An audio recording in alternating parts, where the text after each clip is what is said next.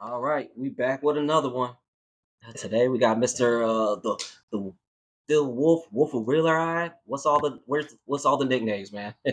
I don't know, man. I'm just Phil. I'm So just why don't you Phil. go ahead and tell us your herp origin story?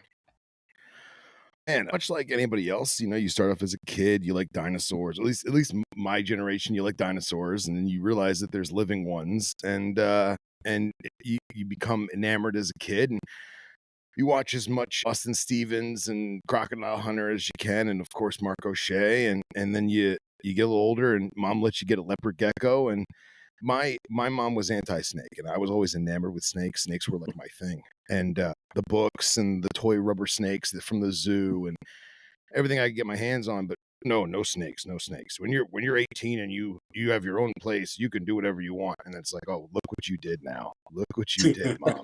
Jesus. But I mean, that's really it. I was lucky that right out of high school, excuse me, I was going to community college and I was working at a local pet shop. And you guys have heard of underground reptiles. And like, Yep. I was going to underground reptiles at least once a week just to get crickets from my leopard gecko. And I had friends that worked there. And then some of my friends that worked there, they went opening up their own reptile shops. Like, obviously, I'd go and hang out with them. And then you get out of high school. I was like 18 and just hanging out with all these people. And they're like, "Oh, you should go work underground." I was like, "No, I don't know enough to work underground." And I mean, nothing, no slight against underground, but like, it's a store like any other. You know what I mean? Like, yeah, they got a lot of cool stuff, but like, you can't be afraid to take the jump, right? So I went in there and applied for a job, and the owner had known me since I was like 14. So he's like, "Dude, there's no interview. You're hired. Like, let's go." So I worked the retail store just as like cricket boy for a while, and then I started making friends with people, and I was opening the store. And at the time, they had a little venomous corner in the back, and everything was locked up. And at the time, didn't have any aspirations to venomous snakes at all. I thought it was cool. I was intrigued by them, but like it wasn't like my thing. And I was 18. What did I know? And one of the guys who was opening stores with me, he's like, "Hey man, if you ever get here and God forbid something gets loose, you need to have some kind of general knowledge as to how to handle some of this stuff." He's like, "Why don't you come? We do this class twice a week for guys to get their hours for the state license. Why don't you come and take some hours? You don't got to really commit to it, but at least get an idea of what's going on, how to use a snake hook for crying out loud." So I said, "Okay." And long story long, I got hooked, man, pun intended. And I became enamored and obsessed with venomous. And I wound up teaching that class for just over 10 years.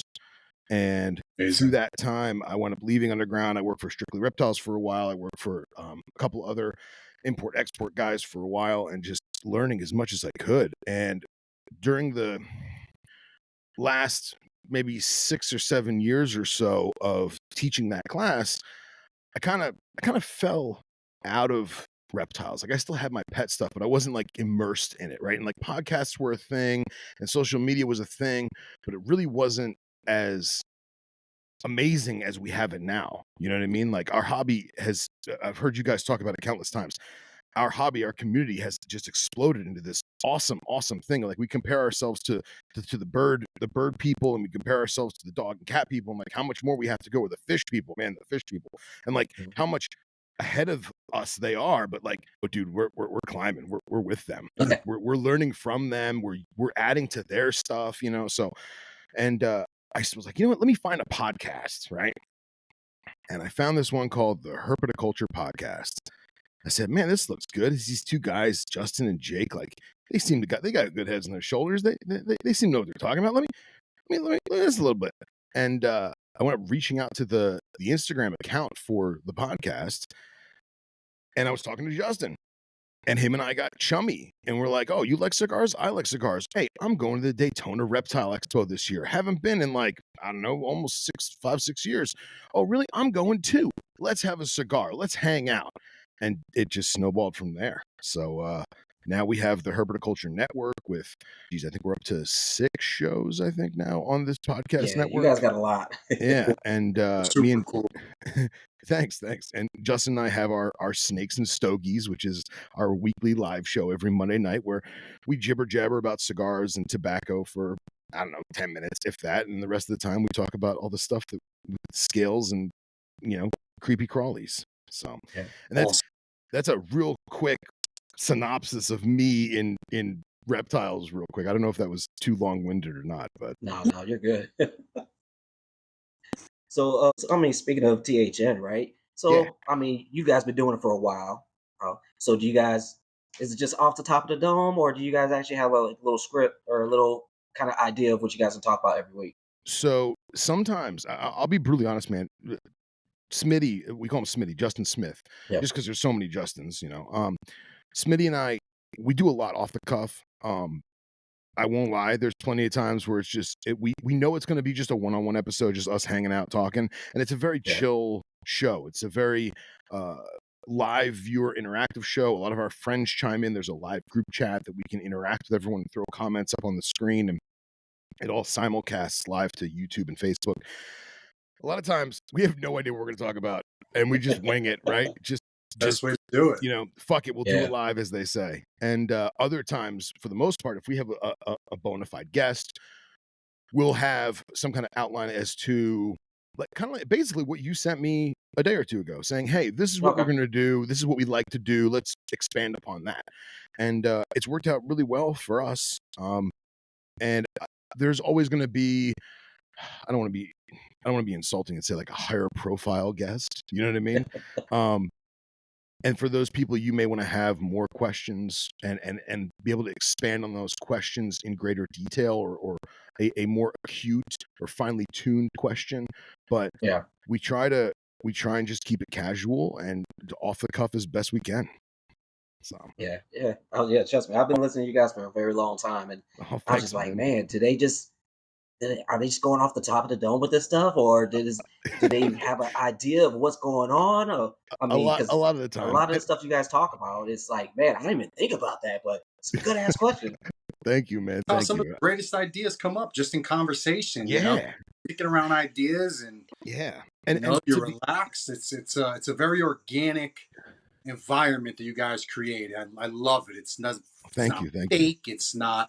It's just guys talking about what they love, man. I mean it's awesome, man. It's very unique. It's very it's refreshing. Super Thank refreshing. you. Thank you so much. You're making me blush, guys. I love it. And it's so cool that you'd said like very off the cuff, and I guess the real point of Snakes and Stogies, specifically that show, was Smitty and I were talking on the phone, I don't know, 2-3 times a week, just bullshitting about our animals, life, music, bands, whatever. And we're like, hey man, we're actually talking about, like, not to sound cocky, but we're talking about stuff that I know other people would want to chime in on or would want to hear our Yeah. thoughts on it, and we would want to hear their thoughts. So let's do a show, and nobody's really doing at the same time. And Eric Burke's gonna hate me if he hears this, but I don't remember who came first, if it was Carpets and Coffee or if it was Snakes and Stogies. But like that concept of an adult vice that's not quote unquote bad, right? Coffee, cigars, not the worst vices you could have, that Yeah. have their own expanded universe, right? Their own world, okay? And our reptile stuff. Let's just blend them together, right? Or Yeah. like Pauly Shore said, just So make them cool. interweave, you know? It Right. works. It really It's cool, works. man. Yeah. If you were at a cigar lounge or even like a whiskey bar and you were sitting down with your buddies, what would you be talking about? What you're drinking, what you're smoking, what you do for fun, right? You don't Yeah. want to talk about work. Who wants to talk about work? Who wants to Exactly. talk about, their wives? I mean, you want to sit down and talk about what makes you smile, man. Yeah. What brings you joy in life. Not that our wives don't, but you get what I'm saying. No, of course, Right. of course, of course. Absolutely. It's a super cool idea, man. I never would have thought of it, and it's so brilliant. It really is, you know. Thanks, guys. Thanks. It really means a lot. I love hearing it like that. That's awesome, guys. And if we didn't have people like you guys hanging out and talking and like being part of the community, like what's the point? You know, we like we're not what's the word? Like we're not millionaires. We do it because we like it, right? Right. So it's awesome. It's good Yeah. stuff, man. We couldn't do anything without our community. And they're not all like tutorials. You know what I'm saying? Like there's only so many. You could sit back and listen to a million how to's. You can talk about how to in a different way. You can talk about what you do, what I do, and get the same lesson, have the same educational aspect, if you will, without being so, I guess, punctual. Like do this, do Yeah. this, do this, do this. You could talk about what you do, your experiences with it. Someone else is going to, you know, kick their rebuttal back. I mean, again, like I said, it's just it's a super unique way for people to learn. You know, I learned myself. Someone tells me something. If you tell me something, I'm not gonna pick up half as much as I will if I'm just listening to two masters of their art do what they do. If there's two masters doing their thing and I can just observe and listen, I'll learn twice as much as someone saying bum bum bum bum bum bum bum bum. Yeah. Uh, Yeah, man. and I I'm not appreciate it. Visual alone. learner. I'm not alone. You guys. No, no, you're a visual learner just like me. Yeah. Yeah, like I got to see somebody do something before I go ahead and start trying to do it.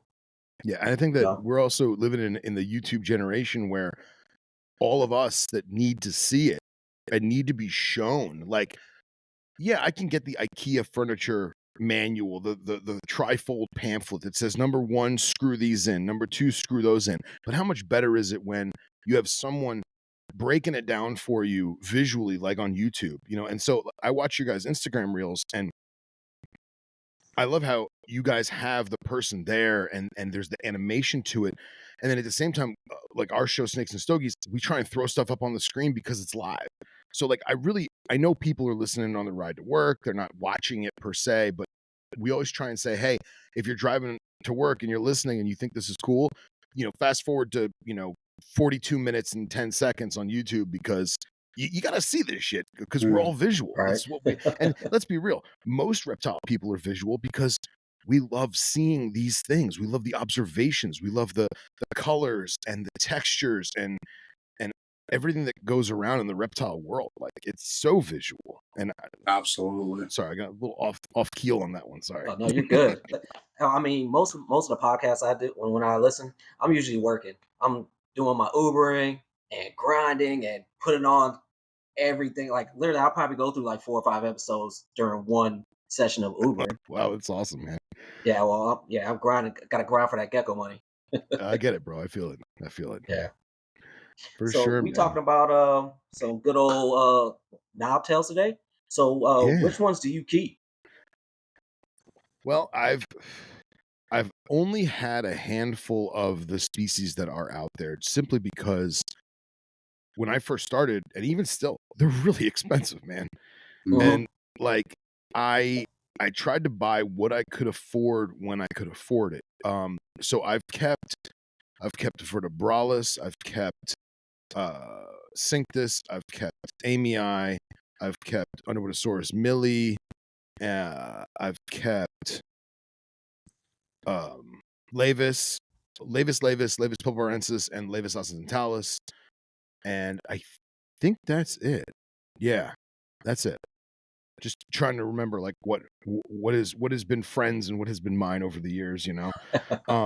And I tell you, like I try to be as transparent as I can with you guys. Just recently talked about gatekeeping on one of your episodes and how, you know, Anthony's said it best. He's like, why do we gatekeep, right? And like we do it to a certain extent because we're prideful of our work that we've done and we want to be successful, and we kind of you don't want to give away all the secrets, right? Because you're being successful. Why should, you know, you worked hard for that knowledge, you worked hard for that information and what you've attained and what you've learned. Why should you just give it away? They should work hard for it too. And like I get that concept, but I agree with what Anthony said on that episode of, let's just share it all, man. Let's all be successful. Let's all, because we can all enjoy the animals. We can all have cheaper animals. We can all make money on these animals, however you want to look at it. And the whole goal of my Instagram page, which was the Neffers Initiative, knobtails.ig, I wanted to learn as much as I could about knobtails and just throw it out there to everybody, because Awesome. every time I tried to learn something, even from some of the top breeders in the world, they were very helpful, but they still didn't give me everything. You know what I mean? Yeah. And again, that just goes back to, as much as we want to just give it all away, sometimes you have that little spark in there that's like, no, man, I worked for that. They can work for it too. Like, I'll steer them in the right direction, but they can I'll tell them what to Google, they can do the Googling. Does that make sense? Absolutely. Yeah. Yeah. So like, I'm talking about transparency, is Amy Eye is probably my favorite next to Asper. I've never owned Asper. I can't afford them. Just being blunt. I'm gonna tell And you right now, I found yeah, an Asper at Tinley for like $400 last time I was that's there. wild, man. See, and to me, because not to sound pessimistic or like glass half full, I try to be as pragmatic as possible. What's wrong with it? I think You it know what I was mean? You know what I who mean? it was on. I think it was on Josh Adler's table. Really Yeah. Uh, and my interesting. buddy actually picked it up too, because he's Well, like, that's awesome. Jason, oh, what's his name? Brandon Valentine. I think he's the one that picked it up. Did he? I'm gonna I hit believe that kid. so. He never sent me pictures or nothing. Hmm. Yeah. Yeah. Man, Either all right. Brandon or Dustin. One of the two picked him up I think because they were Dustin like, got, because yeah. He's Dustin like, sent me. He got Asper's this past year, so yeah. He's like, when you see Asper on the table, you let me know. I'm like, yeah, my yeah. bad, dude. And I'm like, hungry. Sorry. I've got friends that breed them and produce good numbers of them for them to both keep for themselves, to keep things going, as well as to give to guys like us. But I feel bad. How do I phrase this? I feel bad asking a friend like, "Hey, man, hook me up with some Asper," because why would I want to deter my friend from making good money on that specimen? You know what I mean? If he can make $1,000 or $1,500 or $2,700 for zebra Cape York banded Asper, like, why would I want to deny my friend that? I don't give them all the money possible, and I can't afford it. You know what I mean? So I've never really Yeah. reached out to friends like that. I know, but Dustin definitely sent me his Aspers, which are killer looking. Um, but the going back to transparency and like pitfalls and stuff, is I've had a lot of bad luck with knobtails because I live in such a tropical climate, and I was Yeah. learning a lot on the go, man. And I wound up, I lost a lot of Amy Eye because I think it was a combination of, uh, I won't blame it all on bad genetics, but I will say I think there was about 30 or 40% of it that was bad genetics. Just a lot of hard lined, non outcrossed inbreeding, Oh, okay. and my lack of good husbandry.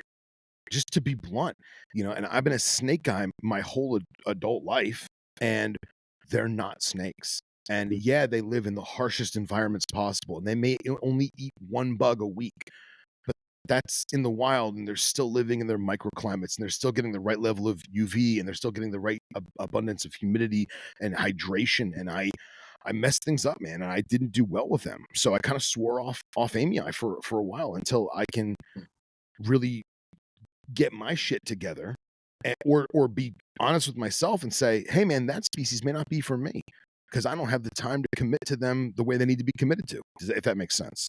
Oh yeah. So for the past like 4 or 5 years, I've almost exclusively done Cinctus and um Underwood Source Millie, and I've got one male vertebralis that is like the most textbook stud vertebralis you've ever seen in your life. And I actually got him from an online friend, and I bought a pair, and I had them about a month, and the girl died. Oh Just damn. just freak rolled on me, and I really feel like it was one of those things where she didn't handle stress well. She was born with the person I got her from. She'd never left his house, and then one day she got thrown in a FedEx box and shipped to Florida from the West Coast. So yeah, and to be honest, because of the price of vertebralis and the fact that most people don't sell females without the purchase of a male as well, I've not pursued it. I said, you know what, until I get myself dialed in more, until I really focus in more on what I've got here, I'll just keep the one as a pet and roll from there. And, you know, Love your honesty, man. I love it. People are so, I guess, afraid to admit their flaws that they yeah, they they block themselves from learning. Yeah. You know, we all have to fall flat on our fucking faces, right? We all got Yeah. to fall at some point to learn how to get back up. That Right. honesty is amazing. I wish more people would admit their flaws, where they messed up. I mean, you could simply say you messed up, and I mean, I don't have the answers, but someone could else easily say, "Hey, Phil, did you try this? It Yeah. might be this. Have you checked this? How you Yeah. doing this?" You know, and then no, their topic would never come up if you never admitted to potentially, you know, failing for a little bit. You know, For sure. it's the For sure, honesty is man. is awesome, dude. That's what makes you, man. That's a very unique, real. That's awesome, dude. Well, thank you very much, guys. And it's crazy, like just focusing on the Amy eye for a minute, dude. They're my favorite gecko. Like they're tanks, man. They're little Sherman Yeah. tanks. I love them. And I wound up getting unsexed neonates that because the cost was cheap, right? That's what I could afford, and I would get them for 6 to 9 months, and then they go. Hmm. And I kept mine from the same breeder, and that breeder, I'm not gonna go names or anything, but that breeder is a phenomenal person, a fantastic keeper, a world-class herper, just doing what we do the best, and that's why I really feel like it was not necessarily their fault. It was probably a lot of bad genes from inbreeding and my mess ups, you Mm. know? So, and I'll stick it to that. But I've done pretty well with Cinctus, and a lot of people say, "Oh, well, they're the easiest knobtail." Who cares if they're the easiest knobtail? Like they're still why wouldn't They're we want still something ge- that's they're why still wouldn't we want geckos from something that's Australia. yeah, You no, know. but I'm saying why wouldn't we want something that is a little more forgiving, especially for me that's a snake person where a lot of my animals Yeah. like especially I have a desert room. Like it's desert centric room. They get neglect on purpose. Like, Mm. you know, some of my Cerastes, I only give them water every 4 or 6 months, depending on how they look. So like, and when I say water, I'm talking about a, a normal water bottle cap with that much water. That's it. That's That's they get that. all the time. Yeah, Famine yeah, is a natural yeah, thing, dude. Like people will just it is what it is. But yeah, Yeah. you make a better animal. You make them stress resilient. You make a more well rounded, healthier, stronger animal, man. It's in my eyes. I mean, it's yeah, simple. It's a fact. You know. I mean, you know. Again, I always say this. You know, me and Jay, but you know, a lot of people get caught up in the hobby of copying what the next man does, and you forget about nature. Right, you forget about what's happening in the wild, and yeah, they're captive bred, sure, but these things are is hardwired as any other wild animal. You yeah, know, they still have natural instincts. They still have a genetic makeup that drives them to do certain things. They require certain things. I mean, they wouldn't. Just because we keep them in captivity doesn't mean they need any less of the wild. You know, yeah, yeah, for sure, yeah, for I could sure. go on for hours about it. I always do. But the point is copying nature has always in my book, and I come up from the 80s, you know, keeping snakes in the 80s was no internet, dude. Everything we had, we'd look at a National Geographic or a book and see how it lived in the wild. And then we would try to copy that in our house in a tank. You know, Yeah, there wasn't anybody, it was all an experiment. Everything was an experiment. You either worked or it didn't. You know, we were feeding ball pythons fucking gerbils, thinking yeah, they were African soft hairs. Nobody, you know, we just it just like again, man, it was all an experiment. If you look at then to what I see today, it's like it's crazy, isn't it? amazing, you It's know. fucking wild, man. And it's awesome. It's awesome to see it and it's awesome to live it. It's I still got a heat rock somewhere.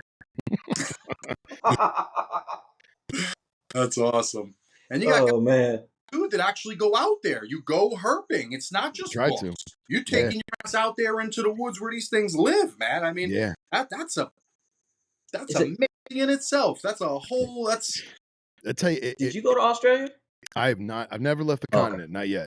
Okay. Yeah, I had so a good friend of mine who's I don't want to call him a closet herper, but he's a reptile guy, but he's very much he doesn't like come on shows and he's very under the radar.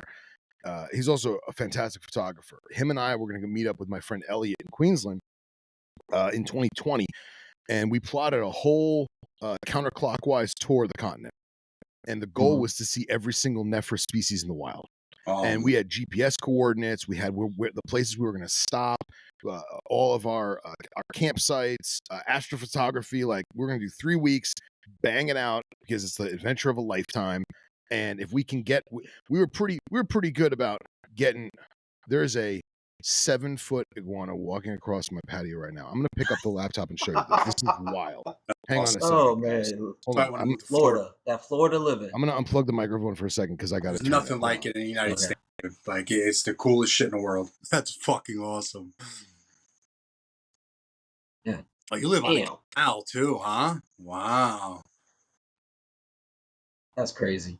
Tell you, I'm trying to get my kid to get some orders out there. He's in the Air Force. I was like, come on, go to Florida so I can go. Come on. That's that Florida's something, man. Can you guys hear me? Yeah. Yeah. Am I back? The audio sounds good. Mhm. Yeah, you're good. Yeah, I had to unplug the camera to get that thing going. Dude, I wish I could zoom in. The thing's got to be at least 6 foot and got to weigh at least 20 pounds, maybe That's 15 damn. pounds. It's huge. And he's just, And that's daily stuff that you get to see, right? I mean, not daily. I'm sure if my dachshund's out here, he'd scare him away. But yeah, we got a lot of iguanas. Do you They're here to stay. they live a nomadic life, or do you see like the same males around? No, you see the same males around. And what's crazy is you'd mentioned about the canal. The females have learned to make burrows into the canal banks, and what they're doing is they're making this burrow into the canal bank that goes down, up, and in, so that when the storm water comes, the nest doesn't get flooded out. They've actually Nice. adapted and evolved to figure that out, which is wild because it's destroying all the canal banks. Hold on, gentlemen, forgive me. This since I unplugged everything, the computer is screaming at me saying, "You're not doing this. You're not doing that." You're Hold all on, let good. me just. It won't. It actually won't let me change microphones because it's using the wrong microphone. Sorry, guys. Hopefully, you guys can edit this out later. Yeah, we're good. Well, I think that's amazing how those iguanas literally just adapt. Though we're watching evolution, we're watching adaptation and evolution like right in front of our face. It's pretty Oh beautiful. yeah. Yep. No, just like those remember that The, documentary I was talking about before with the Knolls? the The knolls, city of the city of Knoll, the urban city of Knoll versus the Knolls that live in the forest. On how the city of Knoll, same exact Knoll, but the city of Knolls are much bigger. They had bigger feet. They were much faster. you know, Uh, just compared to them, and it was like, why? And they're like, well, thinking like they have to, they're gripping on different textures than just a tree. So feet need to be a little bit longer, just because like those, I guess those little indents in each of the bricks and stuff like that. Maybe I don't know, but I was like, it's just interesting to see something like that. I can see it. I can see it way better than I can explain it. Yeah. Well, I'm glad you guys can hear me. That's all that matters. I don't think this microphone works. I'm actually going to push it out of the way for a second. Can you hear us? Yeah, you guys sound crystal clear. How about now? Can you still hear me? Yeah. Oh yeah. Yeah, Absolutely. it's using the MacBook mic, which it annoys me. Sorry, guys. You got a You're all little good. OCD on that one. No, you're all good. Trust me. So between all those between the species you have kept, have you noticed any different behavior between them all? Yeah, absolutely. I found that the vertebralis are extremely shy, and Mhm. they're probably the most, I don't want to say alert because they're all very alert, but the most nervous of interaction. I keep almost all of them in deep tub drawers and in a simple rack system, but they're not, there's plenty of sand and substrate for them to burrow down into. When I open a drawer of a Cinctus, the gecko kind of looks at me like, hey, what are we doing? When you open the drawer of the vertebralis, it's gone. It's right into its burrow, or it's going to freeze and not move at all and kind of slowly back up off camera, as they say. And I find that they're very much, it's not that they're more alert. I feel like they're just more afraid of getting eaten, if that makes sense. I was just Okay. going to say it's probably a predation thing. They're Yeah. probably Yeah. And Are with they the one of the Cinctus, smaller ones? they are. They're one of Okay. those. They're smaller. They're about the same size as the levies, the smooths. The Okay. male vertebralis is very small. I mean, he's probably 4 years old now, and he's only about that big. Yeah. He's tiny.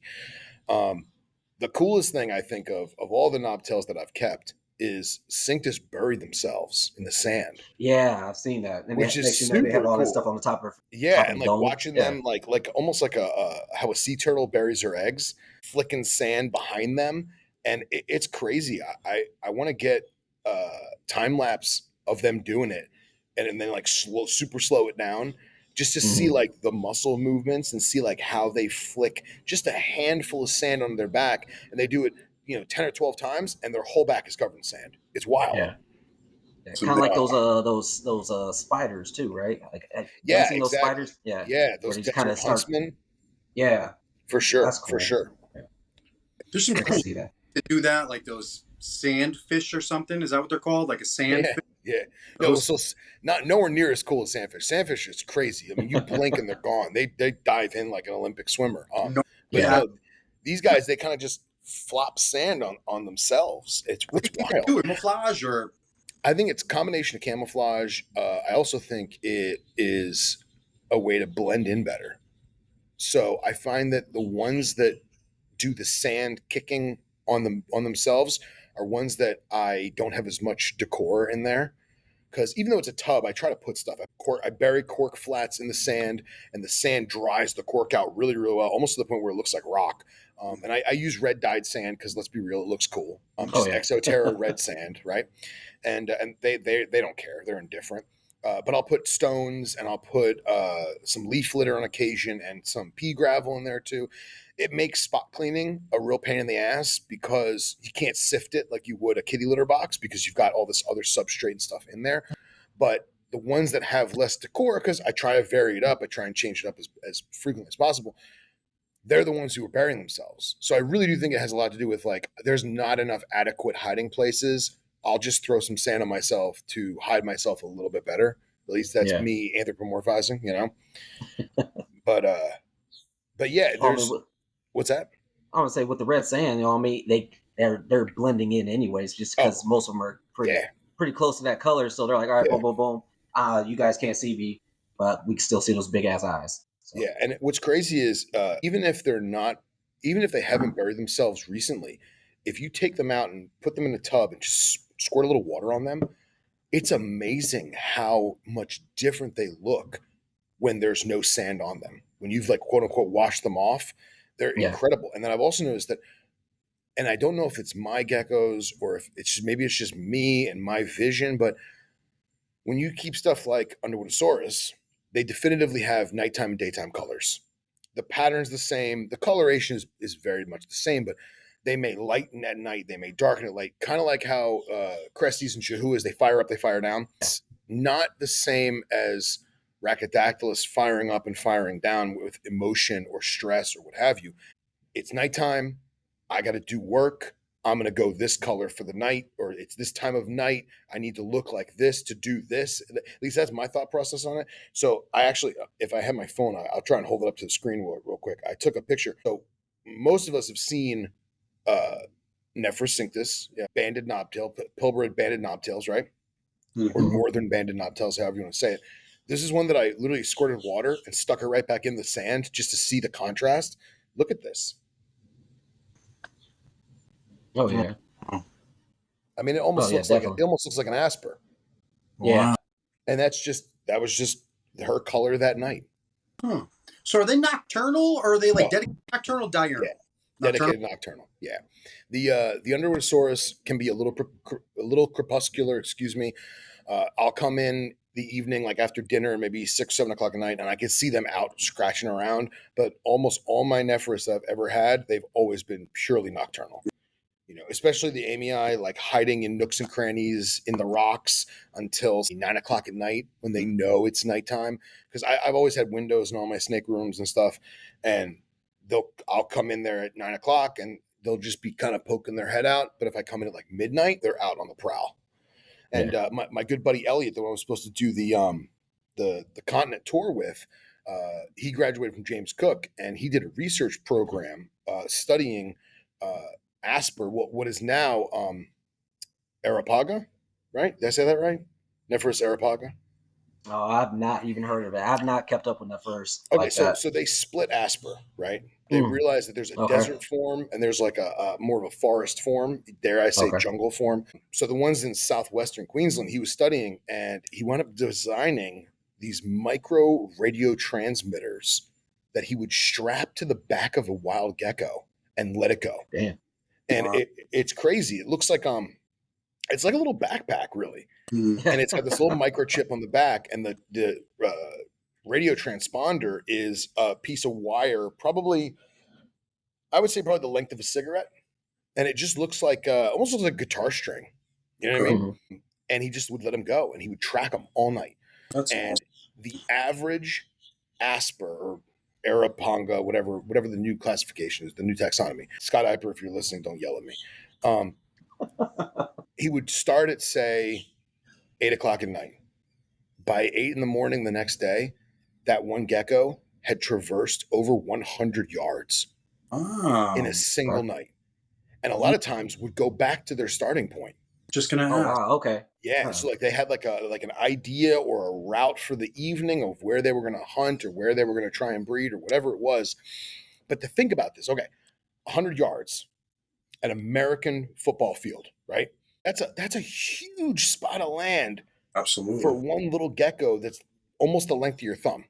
Yeah. Absolutely. And we keep them in a In a 18 quart tub, box. Yeah. right? Right. And Yeah. like things like that really made me try and rethink how I'm keeping them within reason. Obviously I'm not going to dedicate a whole room to one gecko. Like that's, come on, let's be real. But adding the decor, adding the depth of sand, adding the stuff to let them blend in, let them hunt, let them excavate, whatever you want to call it.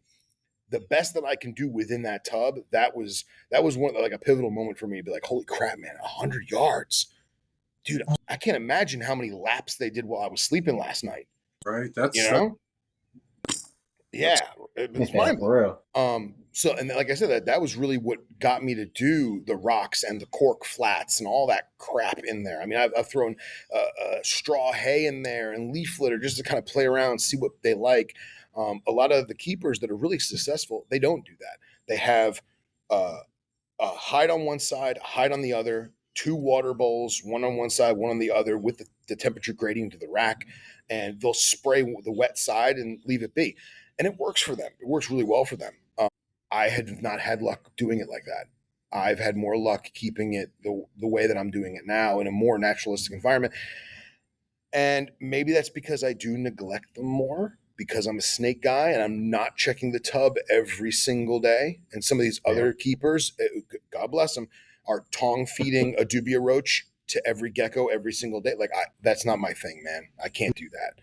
And that's probably why I have so many shortcomings with geckos. Let's be real. I'm a snake guy. Yeah. I feed it once a week. I'll feed it once a month, depending on the species, right? You can't Yeah. do that with geckos. You got to be attentive. You got to be there for them. So by having the more naturalistic decor and giving them, I mean, it sounds stupid, but a better life than just sand, at least I've had better success with that because I can't be as attentive keeping it in a more sterile environment, if that makes any yeah. sense. Right. Make Yeah. Yeah. Definitely. Yeah. give them a natural piece of environment for them to live naturally while Right. you do your other thing. Now, speaking of the snakes, now I've seen some of the stuff you got, and I don't know if our guests have, but let's say nothing short of amazing. What Thank you. did you keep? What? How do you do? How do you? What attracted you to both ends of these spectrums here? How do you keep cobras and geckos? How did that happen? Well, let's be real. It doesn't matter how cool or badass somebody is or how tough they think they are. If it's freaking cute, man, it's fucking cute. You know what I'm saying? Like anybody who Trust me. doesn't anybody who I doesn't like get that. puppies, get rid of them. You know what I Just mean? Something's wrong. You don't like a puppy, something's wrong with you. absolutely. I always kept geckos. I've always kept lizards. Cordylidae There you is go. by far next to Nephris. Cordylidae is my favorite genus. I mean, hands down. Cordillus, I should say. Cordylidae family, kingdom, phylum, whatever the hell it is nowadays. So almost my whole adult life, I've kept a smattering of different lizards, mostly Cordillus. But I always wanted knobtails, but they were expensive, man. They were expensive, and it's Australian, so it's not like you could just go get another one. Again, you have that mindset of like, that's the next tier. Like that's an elite keepers species. I don't know enough to do that. I've always loved knobtails. I've always been infatuated with the Australian animals, and watching Rescuers Down Under as a kid, right? Everybody wants a Joanna. And there was some point where I was like, I'm a grown up. I have money. Not a lot, but I got enough to buy a gecko. I'm going to do it. There you go. Screw it. Let's try trial by fire, right? Baptism by fire. So I bought one. I was like, oh, this is really cool. I bought another one. And it was an amii and a cinctus. And I kept them both alive for a long time. And the one cinctus I still have, the amii went up dying, but after I had it for maybe 3 years, but it was purchased as an ex-breeder male. So who knows what that gecko had been through. I mean, it was huge. It was like almost the length of an iPhone. Like it was a massive, massive gecko. So even though I only had him for a few years, I like to think that he had a long life because God only knows what he did before me. And at that point, I was like, all right, I know what I'm doing. Let me get more. Let me learn more. And just learning and learning and learning and posting and chatting and talking and commiserating. And then we started doing the podcast stuff and like meeting more people and talking to people down under. And it just snowballed. But venomous is definitely my thing. It's my passion. It's my love. Like I'm a snake guy. I'm a venomous guy. I'll be a venomous guy till the day I die. Maybe just not as many. But again, you always have to have like the cute stuff, man. Like it's cool, dude. Like I got a little piece of the pilbara. I got a drawer that I open the drawer and I'm in the pilbara, right? Like how cool is that? I mean, I've never been there, but I will one day for damn sure. And that's another reason why I keep a good handful of North American colubrids. I love colubrids. I got a handful of pythons too, but I'm a colubrid guy. I am. And I'll admit that. Even though I've got some really cool pythons, I'm a colubrid guy. I didn't have anything harmless for a while. It was me, some geckos, some lizards, and the venomous. And I was like, man, I can't have someone come over and see snakes. Like, I can't. Because they're like, oh, that's really cool. Can I hold it? No. Like, you don't hold this, right? So then I started getting back into colubrids. I had a bunch of king snakes in the past. I had corn snakes in the past. I mean, I had a ton of crap over the years. But so now I'm back in. I've got king snakes, I've got corn snakes, I got glades rats, and my new obsession is subocularis, Trans-Pecos rat snakes. So and I think that I got a nice pair of Lee Abbott corns, OKT corns that's going to be killer in another year or two. I've got some Outer Banks chain kings I got from Dr. Loafman. Dude, those things are going to be stellar. I've got some Everglades rats from Mike Kosicki. I'm raising them up, and then other than them, I just got Trans-Pecos rat snakes that I'm just going to raise up and try and work with them a little bit. And they're the cutest snake. I mean, let's be real. They got those big derpy eyes. They're super silly in terms of like their physical appearance. They just look like a cartoon character. Like what's not to love, So I really focused in on stuff that was cute and fun because I have the other stuff that even though it is breathtakingly beautiful, at least to me, you can't sit and watch TV with it. It's not going to happen. Well, you get to do it once, right? You know what's super cool about this whole thing? Is that, like you said, we were kids and dinosaurs, right? We all we loved dinosaurs, and we probably all had our favorite, but we loved all dinosaurs, right? You're keeping a little bit of everything. You have talked about every little thing that you have with a giant smile on your face, just like a little kid would talking about dinosaurs. Now, one time, did you mention doing anything or keeping anything you keep to turn a profit? Yeah. No, everything you said is with a passion. You want to work, you want to learn, you want to keep. Nothing did you say, nothing that you do is to make a dollar. That's so beautiful in itself, man. Thank you. But don't. It hasn't even come up in conversation that this is I'm doing this or this to make money. You're doing it to learn, to teach, to have, it's you really have a passion, man. That's super cool, man. It's good. Keep finding people like yourself, man, that have these real passions. Because for a while during COVID, I mean, obviously we all saw, the hobby got kind of big for it did kind of the wrong reasons. Everybody wanted to make a buck and kind of mess some stuff up for a little bit. But as long as there's people like yourself, man, we're never gonna die. This hobby's never gonna end. Thank you, man. Thank you. I really appreciate that. I appreciate the kind words. Super cool. I love it. And don't get me wrong, man. Like when I do produce Trans-Pecos rat snakes, I'm gonna sell them. Like, you guys sell geckos too, but like I get a table with Billy Hunt and Casey Cannon every year at Daytona. I don't bring animals. Like we bring some shirts and stuff, but like I'm not in it for the money, you know what I mean? Like you said. And when I do sell something, cool. You know where it goes? Right back into the rest Back of to it. the rip. You know what I mean? Like I Right. think about, how do I phrase this? I think about thinking about the hundreds of thousands of dollars fucking blown over the past couple decades. And you can't, you don't want to do it. Like I don't want to do it. You know what I mean? And like people like, oh man, I just had to spend all this money on this car and this my washing machine broke. And I'm like, oh, that sucks, man. Like hopefully take care of it. I'm like, dude, I spent $1,000 on a snake that rolled in a week, and there's no refund. There's no insurance, right? You know what I mean? And like it's too small to necropsy. No vet's gonna look at it. So it's like, well, you live and you learn, and you learn quick. Yeah. So learn it.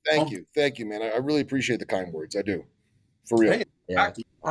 I wish I had your mentality that back in the day. Like I said, because I mean I've been to Australia. I've been to Australia. Awesome, I've been to Thailand, Africa. Where in Africa? I was working in Nigeria for like a year.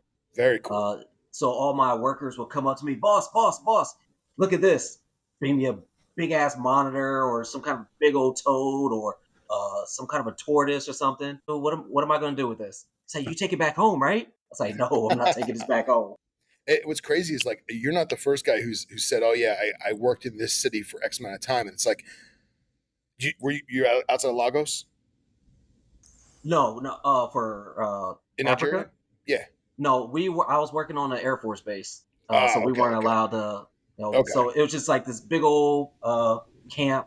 But there would be always some reptiles coming through. There'd be some kind of a viper coming through. When it's the wet season, you'll see all the toads and frogs come through. It was pretty cool just watching them. Awesome. Like they would like literally go by each light, and all these bugs everywhere, and you just see them just going to town on all these bugs. It was crazy. That's great, man. That's great. Yeah, like, I love that stuff. I know guys that went to Lagos for a business trip, like for 2 days, right? And it's like, dude, if you drive, obviously it can be dangerous, but if you have the right people, the right locals you're with, and you're in a safe environment, if you drive like 20 minutes outside of Lagos, you will find the craziest house snakes ever, file snakes, wild ball pythons. Awesome. Super cool, man. And I need to go. Like Africa calls to me. I'm an African keeper. Almost every venomous thing up there is either sub-Saharan Africa or like the MENA region, Middle East, North Africa.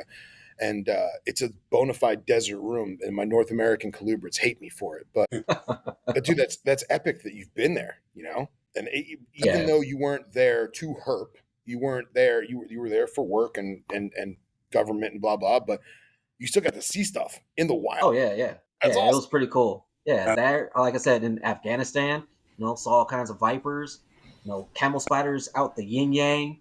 Like that's cool, man. Yeah. Again, the only thing I didn't care for was the rodents. Never left for America.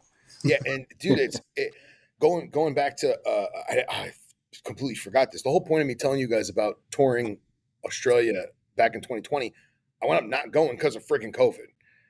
And that trip got put on hiatus, and I planned to do it, but now my passport's expired. I got to renew my passport and renew the pre-check flight, frequent flyer crap, and we're gonna do it though, man. You should. As people slowly get out of their funk from the past couple years, we're all gonna do it, man. You should. Has anyone done that? Has anyone ever traveled the continent and found every species? I'm sure there's been someone who's a native Australian. Yeah. But I don't know anyone in herpetoculture that has. I know a lot of times guys that go, they'll try and find a spot like, okay, Alice Springs. Mm-hmm. So there's a strip of desert that connects the two parks basically.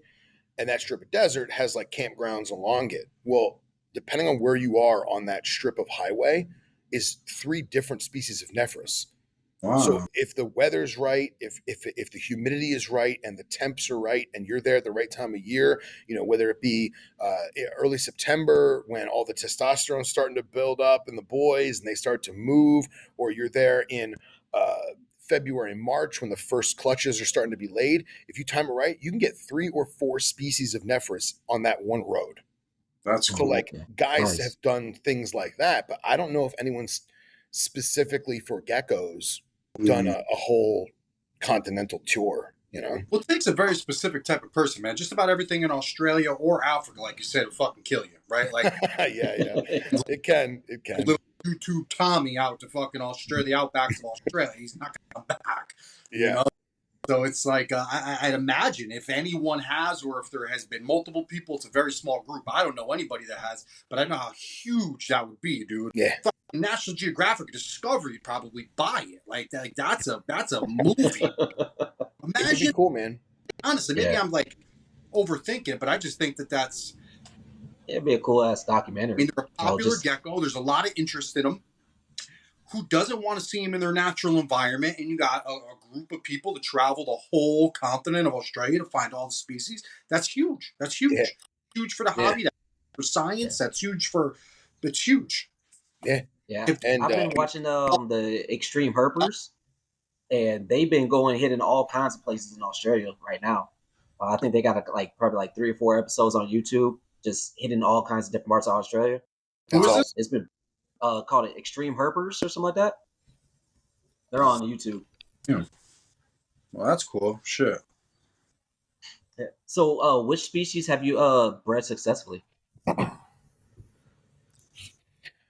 Just being transparent, just Cinctus. Okay. Just Well, Cinctus. so that's fine. And We just talk it about took that, me right? yeah, it took me a while to dial things in, to the point where this year I took off this year and I didn't pair anything just because I moved back last August, so almost a year ago. So with the stress and the temperatures, and in my old place, I had the reptile room. And I kept it a little warmer, but it was just the reptile room. But all the geckos, I kept them in my bedroom. It was actually downstairs. My bedroom was on the ground floor and the snake room was upstairs. And now I have the largest room in the house. That's the desert room, as we call it. Yeah. And I've really, really dialed in the climate control. I got a bunch of Govies, and I put one-way mirror tinting on the windows, and I've got these. Of course, we're all about aesthetics, right? I got this sheer. It looks like burlap, but it's not. It's like synthetic polyester or whatever, but it looks like burlap. And I got curtains made of that I hung up around the room, so it's got like the African thatched hut vibe because I'm eclectic like that. Dude, getting the temps dialed in just right. So it's like, you know what? Let me monitor the girls this year. Let me monitor the boys this year. Take a year off, make sure my temps and the humidity are just right. So like, I'll check the Govee right now since I'm with you guys. And Responsible, man. what's that? I said that's super responsible. That's like how many people would think that, People move and they wouldn't think twice about that. You're like, you know what? You guys are having a rough time. Hold on here. Yeah. I got an investment. You guys have, your life. I mean, that's just super cool, man. Yeah. That's super cool. Shit. Thank I you. moved and they dropped eggs for me. Oh, that's awesome. Yeah. That's good. Literally, That's good like that you the caught day- them, man. Yeah, like literally the day I moved in my new place and I set up the reptiles, got everything set up in my enclosures. Next day, boom, eggs. I'm like, all right, well, shit, That's here we awesome. go. That's awesome. Chihuahuas. Yeah, dude, that's super cool, man. Love Chewies. Yeah. Just looking at the Govee right now, in that part of the north side of the room where the geckos are, it's 79 degrees Fahrenheit ambient. And last night at, I guess, middle of the night, say 2 or 3 o'clock in the morning, it was 75.9. Okay. So I got at least a solid 8 to 10 degree temp swing last night. Yeah. And obviously it's summer, it's going to be hotter. One thing I love about the Govies is that you tracks all year round. So now that I moved, dude, the minute I brought animals in that room, I reset the Govies so that it's a fresh start. And now I have the minutely, hourly temp swings and humidity of that room forever, for as long as I'm using it, which I think is great. I will say this though, the hardest part is maintaining the humidity because I'm in South Florida. Right now, it's like 80% humidity outside. In the snake room right now, it's 67, but last night it was 37. Okay. And that's How'd because you do that? it rained this Oh, afternoon outside. okay. I didn't open a window. I didn't change the air conditioner. I didn't do anything. I left everything exactly the same, but because it rained outside, it spiked the room humidity from 37 to 67. So hopefully Oh with shit. the air Okay. conditioning on tonight and some heaters that are still on up there that are keeping things regulated, it'll probably drop to the 50% tonight. But tomorrow, if it doesn't rain, it'll drop back down to the 40 percentile. But it's tough, man, regulating the humidity, and then you get a species like Nephris where they need humidity in the air, but they still want the dry desert environment because you need the microclimates. So now I find myself keeping the sand completely dry, but then taking one of those dried out cork pieces and just misting some underneath it and then just laying it back down. And like the vertebralis and the levies, I'll spray it, but keep the heat up and let it crack. And now it's super dense and they can burrow through it. And while they burrow through it when it's moist, once it dries, the burrow is still there, but now it's not lingering humidity. So it's feathering it, man. But I'll tell you, the Govies have really come in handy. Yeah. I have a lot of Govies in my place right now. I got the smart plugs. I have that that thermostat that you got, the hydrometer thermometer. Yeah. I got that in my incubator right now, so I can monitor that. That's smart. I do. Very smart. I have Govee humidifiers as well. I have a Govee heater, so during the winter time I'll use that, and like if it goes below like 63, 64, it'll cut on and just bump it up just a little bit, like 65. Awesome.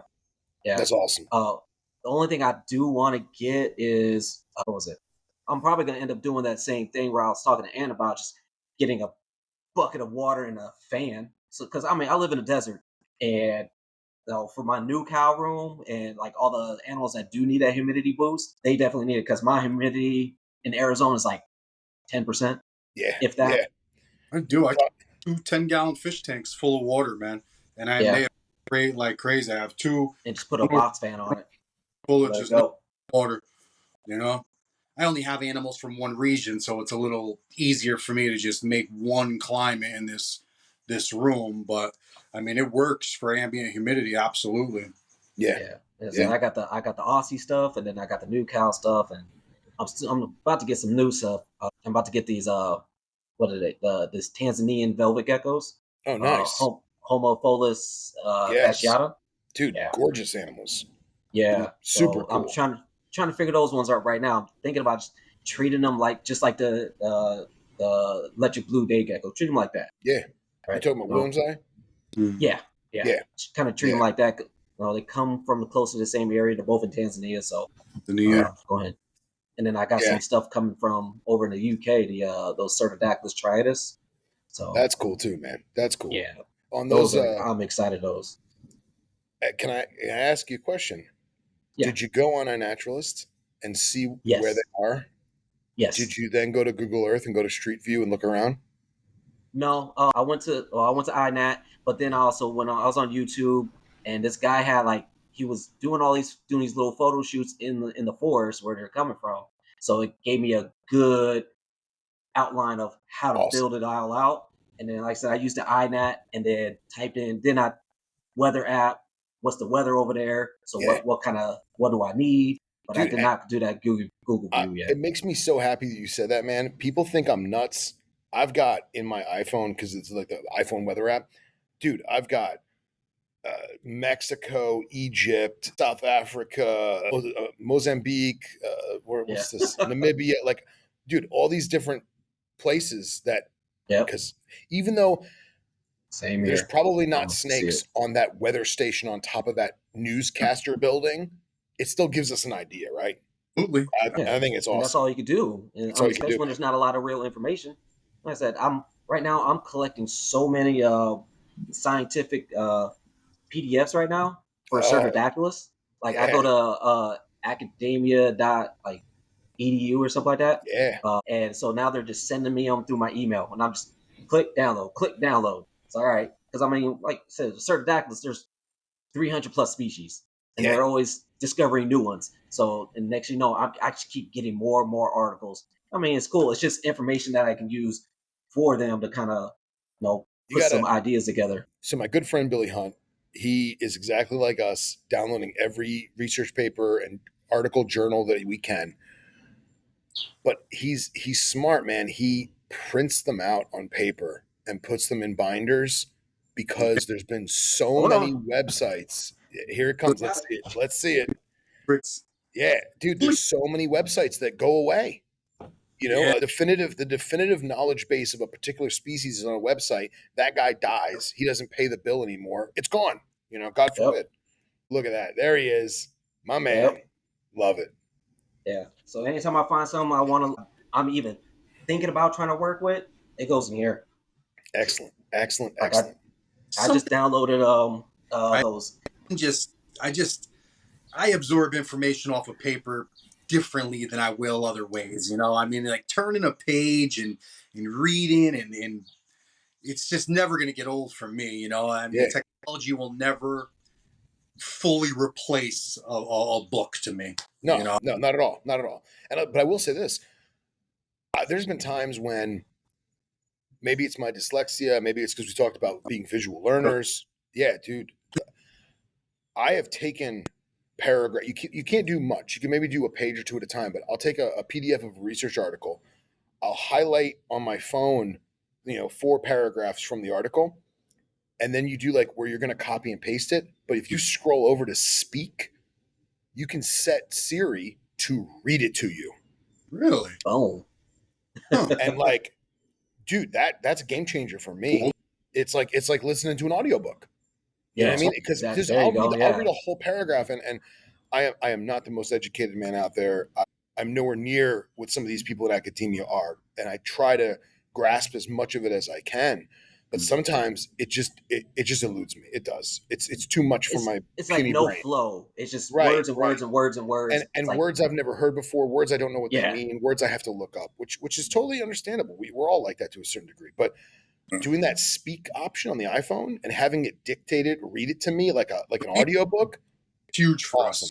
Yeah, just like we can hear it because we can't read something. Our brain is processing reading while we're trying to absorb. It doesn't work like that. Yes, we can hear it. Totally different than trying to read it and read it and read it and then learn it. And we're not reading words; they're coming out of memory. It's like it's hard to explain dyslexia, but it is. But I mean, you know it as well as most of our other dyslexic friends in this world.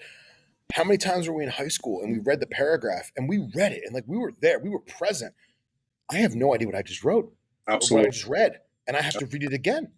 And now I feel dumb. I'm like, what did I just do? But like at times where it's difficult, if I can do the speak thing, then rock and roll. Yeah. I mean, it's just like even with a podcast, right? Just re-listening it because you might have even you listen to that podcast 1,000 times, you might learn something on that 1,001 time. Like I do it plenty of times. Like I listen to the Australian podcast.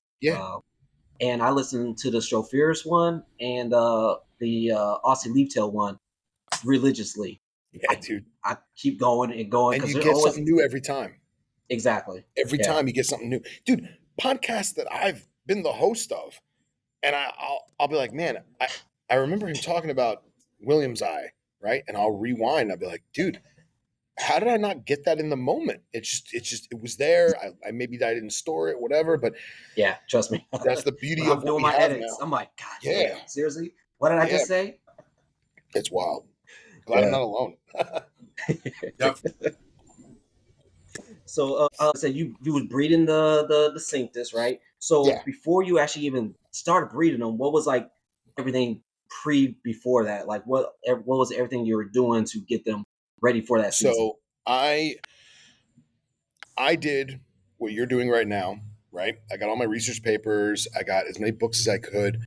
This is a few years back before Dr. Julander's book was out, and I made the tragic mistake of learning reproductive habits of these geckos from scientific papers, specifically focusing on either their reproductive cycle or their dietary habits or what have you, in regards to wild specimens that were field collected and dead in a museum, cut open, whatever. Well, what's the problem with that? The problem is fucking backwards because we're in the wrong hemisphere. Yeah. So when the research paper says that the testicular activity of Nephris cinctus, or at the time Nephris Wheeleri cinctus, between August 31st and October 31st, fluctuated 13% over the course of 6 days, every 6 days, or whatever it is. Obviously, I'm making this up as I talk to you, gentlemen, but that's awesome. Our geckos ain't going to do that. It ain't the right time of year. So now, do I try and raise my temps and change my temperatures and humidity to mimic the Pilbara in September? Or do I wait until our May, June and just see what happens? Does that make sense? Absolutely. Oh, yeah. Like, because it's flip-flops. Or not even May. Yeah, it would be like May, September, I guess. I don't know. So I realized, let me try and do it that way, which was not a good idea. That was fucking hard. And now the whole room's out of whack because the temperatures are all over the place. It clearly did not work. The geckos looked at me like, what the hell are you doing, bro? And then I started to, because again, people were gatekeeping. No one would tell me what month to start cycle feeding, what month to start dropping temps, what month to friggin' put them together, you know? And I'm trying to deduce this on my own. And I wound up figuring out that because I'm in South Florida, don't listen to what anyone says. Forget the time. Yeah. Just try it when you think it's going to be right. So I had geckos that paired up 6 months later than they were supposed to. You know what I mean? Almost like we talk about subox being, you know, Christmas babies, right? Because they breed so late in the year. Dude, this is what this was. I was having like eggs spit out in February, and I'm like, what the hell? This is wrong. Or, you know, or I had eggs coming out in August. And I'm like, this is fuck.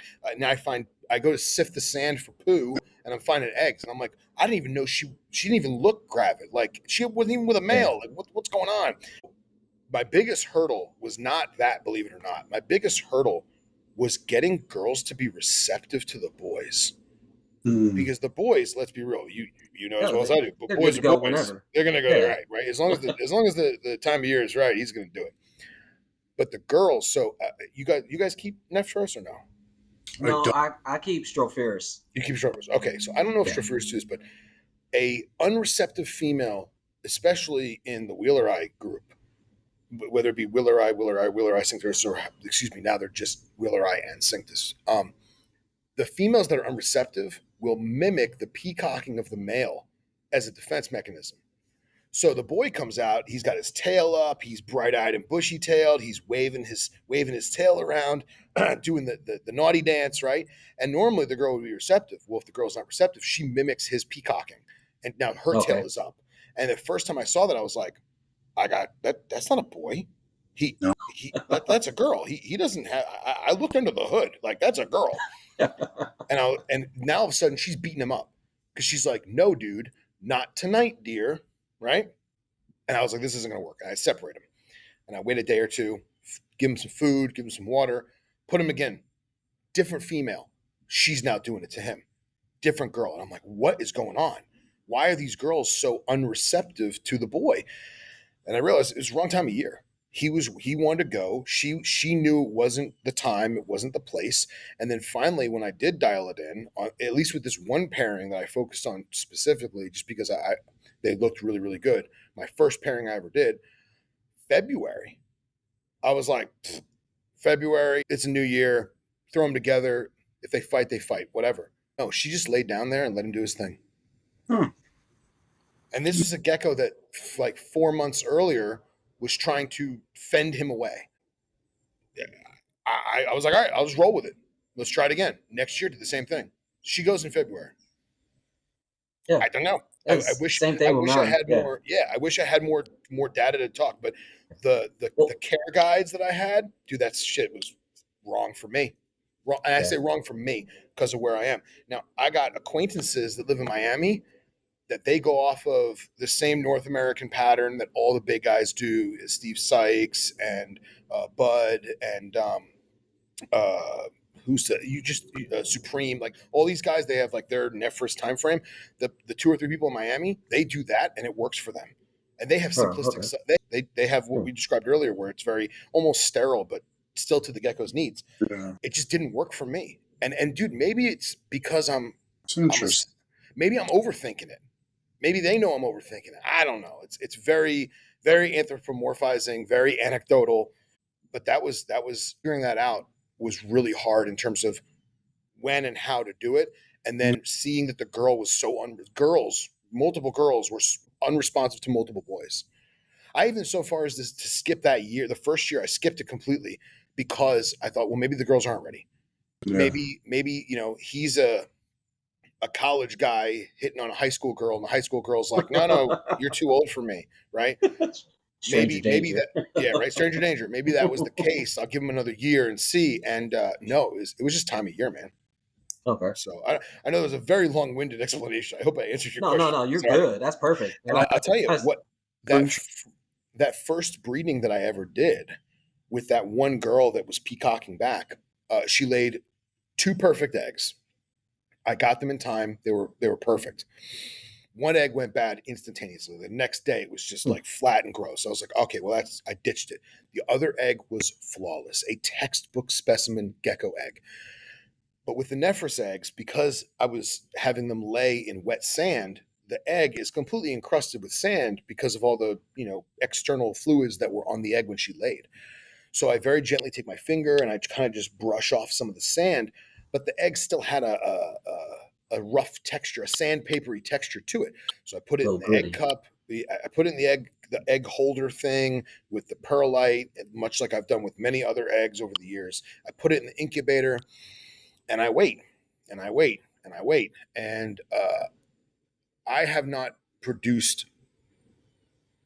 Come to think of it, that may be the first lizard eggs I'd ever produced, because honestly, all the other lizards I had, they're always live bearing. All the cordillus, they're all live bearing. But I'd done tons of snake eggs, all different species, venomous, harmless, all kinds of stuff. Well, my one friend had bred beaded lizards, and he was so obsessed with making sure the eggs were good. Every other day, he'd open the incubator and he'd look at them and he'd close it, and he'd look at them and he'd close it, and he'd look at them and he'd close it. And he let black mold in just because it's South Florida, and black mold ate all his beaded lizard eggs. So this being my first lizard egg, good egg, I was like, don't do that. Just leave it alone. Turn the light on and look in there. When you see the little thing wiggling around, then you can go in. Well, it came to 92 days. And I was like, this is long, man. This is real long. I was like, I'm just going to cut it open. If I kill it, I kill it, live and learn. So I went in my bathroom, I had everything cleared out, and I opened the egg container, and I go to pick up the egg with my fingers because I'm going to put it on a paper towel, and it weighed nothing. And I was like, what the hell is this? And I shine my candling light to it. It's completely empty. I was like, what the heck? Hollow. So I took cuticle scissors and I cut it. It was completely hollow, as if one of those artisan blown out eggs that you see on a pedestal in the museum. You know what I'm talking about? Yeah. Blown out ostrich eggs. It was completely devoid of any kind of contents. And I've determined through my crazy OCD of Googling the shit out of this that the egg was probably infertile, much like the other one. But because of the sand around it, it preserved it perfect to the point where the shell looked gorgeous, but there was nothing ever in there. The inside just, I guess, evaporated. It permeated through the eggshell or something. Who knows? But to this day, I've never figured out how that happened or why that happened. But we've gotten good ones since, so that's good. But there you go. Hiding in the cup or something. Yeah, I don't know, man. It was wild. It's interesting. I mean, it makes sense though. The embryotic fluid on the outside of the egg that forged with the sand or whatever probably just plastered it. It makes sense. Damn, that sucks. I'd be mad as fuck. 90. Yeah. Nothing in it. Yeah, man, that was painful. That was real painful. And I've never sold a knobtail. I just keep everything, just because I haven't done enough. You know what I mean? I have a very, very small collection of geckos.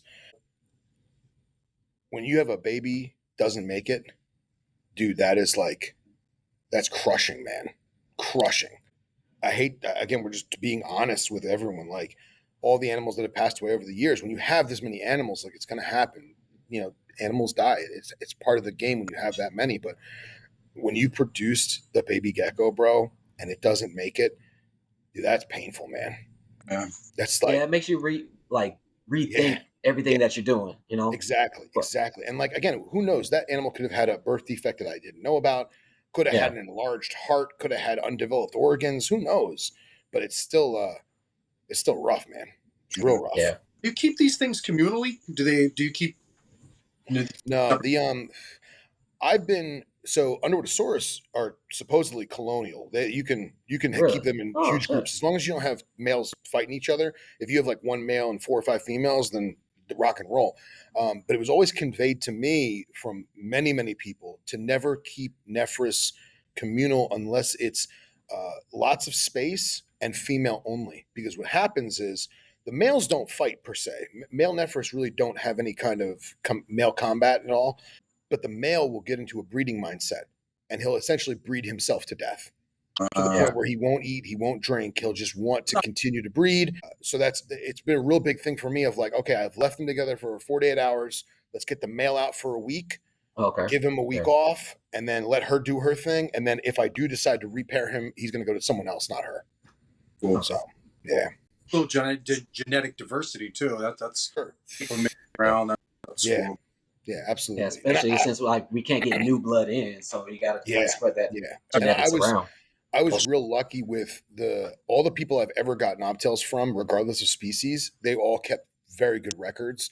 Not so much like they maybe didn't know what year it was born, but they knew it was produced by Dr. Julander or whoever. You know what I mean? So I've been really lucky in that because I'm a horrible record keeper. I try, I really do, but I'm just forgetful, and I try to keep notes on my phone, and like I that gets all messed up. But I do know who produced all my Nephris. So like that, Okay. just They'll so got I know. like shit. As far as I got into new cow stuff, and Yeah, slowly, surely phasing out the crested geckos. They were just a pastime while I raised my lychees and my chihuahuas and whatnot. I love my chihuahuas, man. yeah, They're fucking love them. I've had dude, giant they're the best, man. snakes my whole life. But my point is, and they do keep records, but nothing like these knobtail guys, man. They run real tight ships, much smaller community, and it's just I don't want to knock any other sect of the hobby, but they definitely run a different operation, man. And It's and there's here's less. the You thing, have to, you right? they do, but I'll say this: I don't consider myself in their league. I don't, because those guys are so. See, there's no good synonym for what I'm about to say. Like, I do not consider them elitists. I do not. But it almost has that clickiness to it. Does that make sense? Where Absolutely, it's like they see you, they know you, and then finally when you know you're dialed in, then they accept you. Does that make sense? Oh yeah, absolutely, yeah, And I feel like that is that form. It's not a form of gatekeeping, but it it, kind of is. it is. It is. Yeah, yeah. they just want to make sure the right people are getting Right, into that right. community, And that's right? why like I don't blame them because of that and Yeah. that record keeping and stuff, because we talk about this with carpet pythons all the time. You know, you get someone who has a Jag, or let's use Diamond Jungles, right? Mhm. Dude, Diamond Jungle F1s, gorgeous, gorgeous. Do I think we need to do that at this point? No. Do I blame someone for doing it? No. Do what you want to do. But the problem is that you may have the most stand up guy who says, okay, I took a purebred diamond and a purebred jungle, whatever you want to use those terms, all the Morelia people listening to this, and I breed them together and I have F1 diamond jungle babies, 50/50s, right? Gorgeous animals, great pets. Dude, my first carpet I ever had was diamond jungle F1. Love that snake. It's like 7 foot. That's awesome. They sell it again, an honorable person, a reputable person. They sell it and they go, hey, just so you know, this is not a jungle. This is not a diamond. This is an F1 hybrid. And that person goes, all right, cool. It's just a pet. No problem.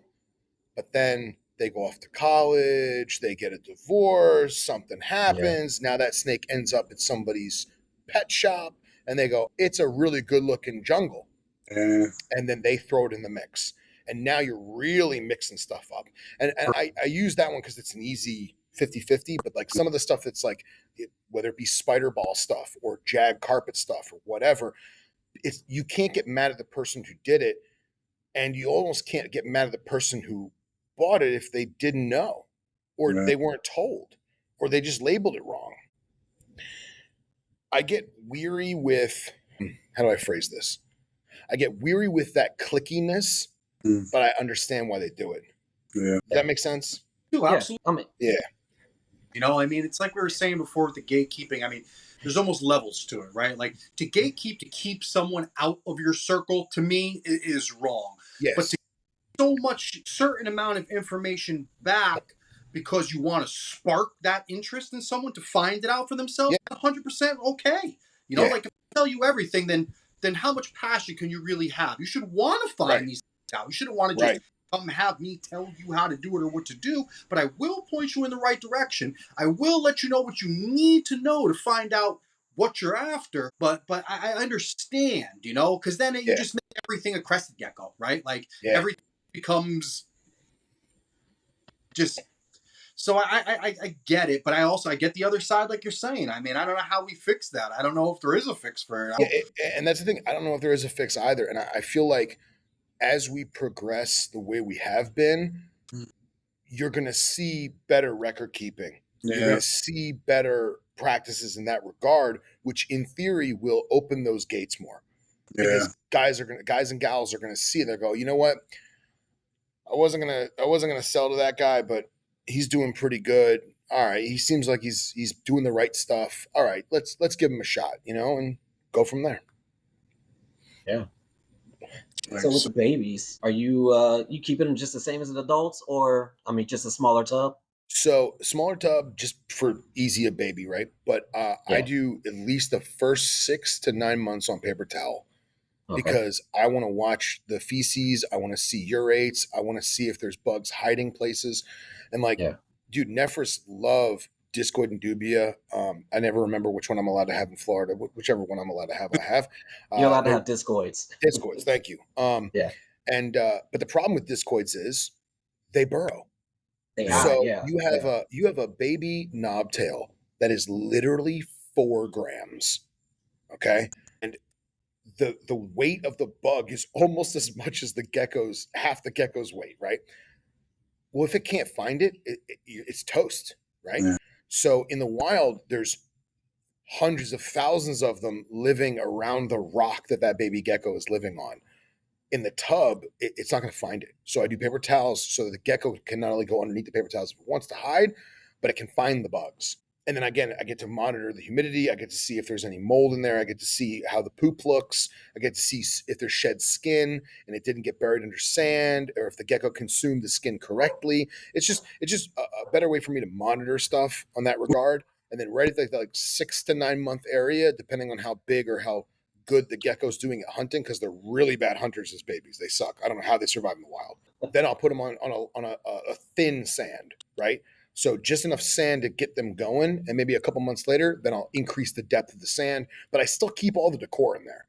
You know, instead of having a big cork round or cork flat with big stones, I'll do a toilet paper roll, or I'll do a couple toilet paper rolls, or you know, like I have a Pyromilana, Arizona Mountain Kings, and babies, paper towels, and then I take toilet paper rolls and I save all my toilet paper rolls for like a couple months, right? Because it's amazing how much toilet paper you go through. Like you don't realize because you just throw it away. But when you save the tubes, you really know. And what I'll do is I'll take those tubes, which are, you know, that big, and I'll squish them down flat and I'll make rock stacks. And now the gecko can go in between the rock stacks, much like the Arizona Mountain Kings do. And now they have their rock pile, but it's just cardboard tubes. So God forbid it collapses on the gecko or the gecko gets stuck in there. It's so light and so pliable that it can move the tubes on its own. And then if the tubes get soiled, if they get wet and they get funky, I throw them away and put new. Very cool. Yeah. But yeah, babies, I'm almost always paper towels for babies just to keep an eye on things, you know? It's the best way. How finicky are they with feeders? I've heard like there's like a cricket that they don't like. You have to get like a different type of cricket. I have never had a problem with a knobtail eating as long as it can see it and reach it if it's Okay. attainable, right? Okay. They're very movement based. I don't think it's like a tyrannosaur where if you stop moving it, you can't see it, but they want to see that movement. So a cricket crawling along the sand, money, but a discoid hauling ass across a paper towel, it's tough. It gets tough. Yeah. Because they'll see the movement, but by the time they key in on it, it may be gone. Some people do the tiny little cup so that the bug can't crawl out. I've not had good luck with that. I find the gecko just stands there and kind of just stares at it or ignores it completely. I've had better luck putting in 2 or 3 crickets, coming back in like 2 hours, seeing if they're still there, put another 2 or 3 crickets. But I will say this: I did not know this. Again, we talk about learning things the hard way. So I didn't know that geckos could throw up. Oh yeah. Yeah. I had no Especially idea. the Aussie geckos, they like to gorge themselves. Like any Aussie gecko I've seen, they will try to gorge and gorge and gorge and then just hawk all that shit back up. Dude, My female Celiaris did that shit the first night that I got her. Really?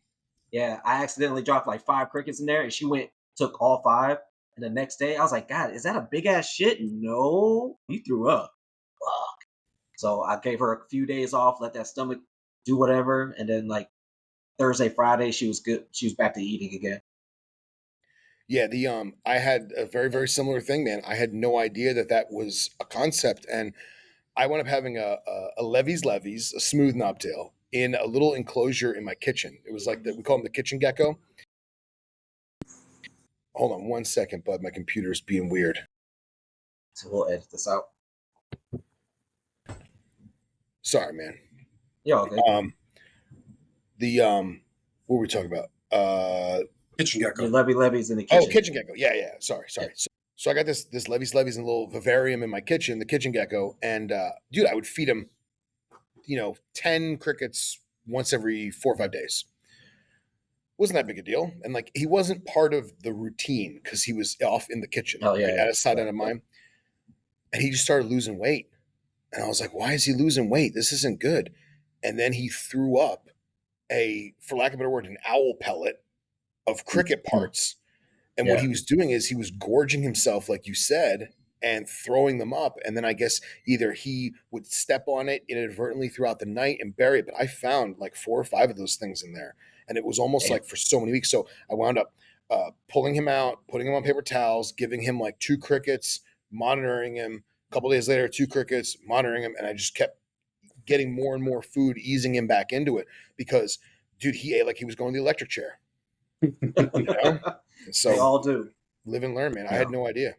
Have you ever dealt with any impaction keeping with these desert species on sand or anything? Not in the sense of consuming substrate, in the sense of dehydration. Really? Okay. Yeah. One time I had an adult female cinctus that just stopped eating, and I was like, this is weird. I would open the tub and find all these dead crickets that just died from living in that environment. And I noticed she had like a lump. And I thought maybe it was some kind of ovarian follicle issue or something. I don't know. And I wound up massaging it, and she almost prolapsed in my hand, but I wound up knocking out this calcified nugget of urates. And so I soaked her in 50-50 water and Pedialyte. And by soak, I mean, a centimeter, if that, for a couple hours. Couple days later, do it again. And I don't keep water bowls with my Nephris. I just do spraying. But for her, I did like I did with the Cerastes, little bottle cap, and I actually watched her licking the rim of the bottle cap, like not drinking because they don't really drink, but kind of how they lick. They absorb through their skin, right? Yeah, I think they have kind of like that chameleon syndrome thing, but no, they're almost exclusively licking off stuff. Okay, because I see them off themselves, off the walls. Yeah, I was watching something, and because they were talking about the thorny devil. Oh yeah. Yeah, so there was a little thing on there, and literally they showed them kind of just by the water, and like the water was like kind of just going up into their skin, and they're just absorbing it through their skin instead of drinking it. So I didn't know if all of them do it. Are they the ones where they can channel the water from their back to their mouth? Yeah, I believe so. Yeah, I think that's wild, man.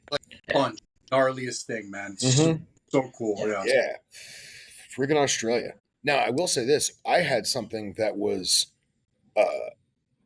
wild to me that I'd never even known existed. You ever heard of a disease called pseudobruchophthalmos? No. Probably butchering that. They call it PB disease.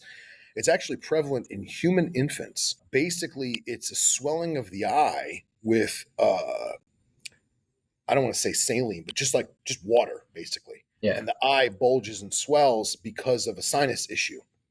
So in human infants, if they notice that one of the baby's eyes is starting to swell, then they do some procedures to clear out the baby's sinuses. The swelling goes down, the eye retracts back to normal, like everything is cool. But there's very, very few cases of this in reptiles, and every time there is cases very few cases in captivity. There's more in the wild, but it's almost always the Carphodactylidae group. So all the Indo-Pacific Aussie gecko species, right? So what happens is for lack of a better word, the sinuses get clogged on, let's say the right side gets clogged, the left eye will compensate for that by filling with fluid underneath the eye cap.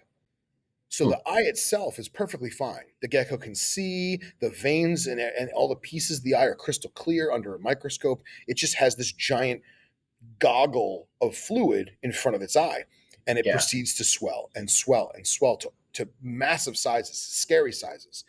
And there's basically only two ways to cure it.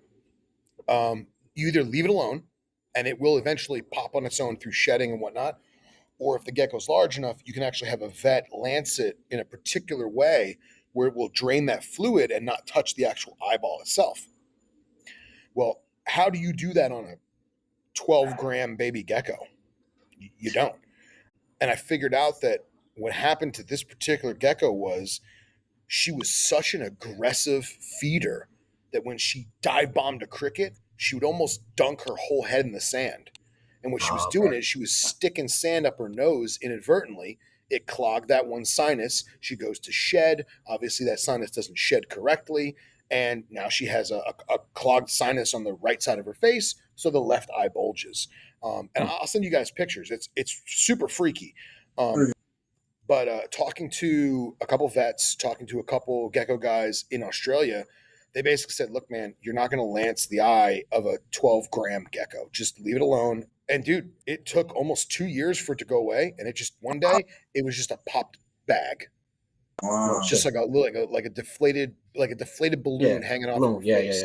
Yeah. And like I kind of rubbed it with my pinky. It didn't seem to bother her. She didn't care. And dude, she living life.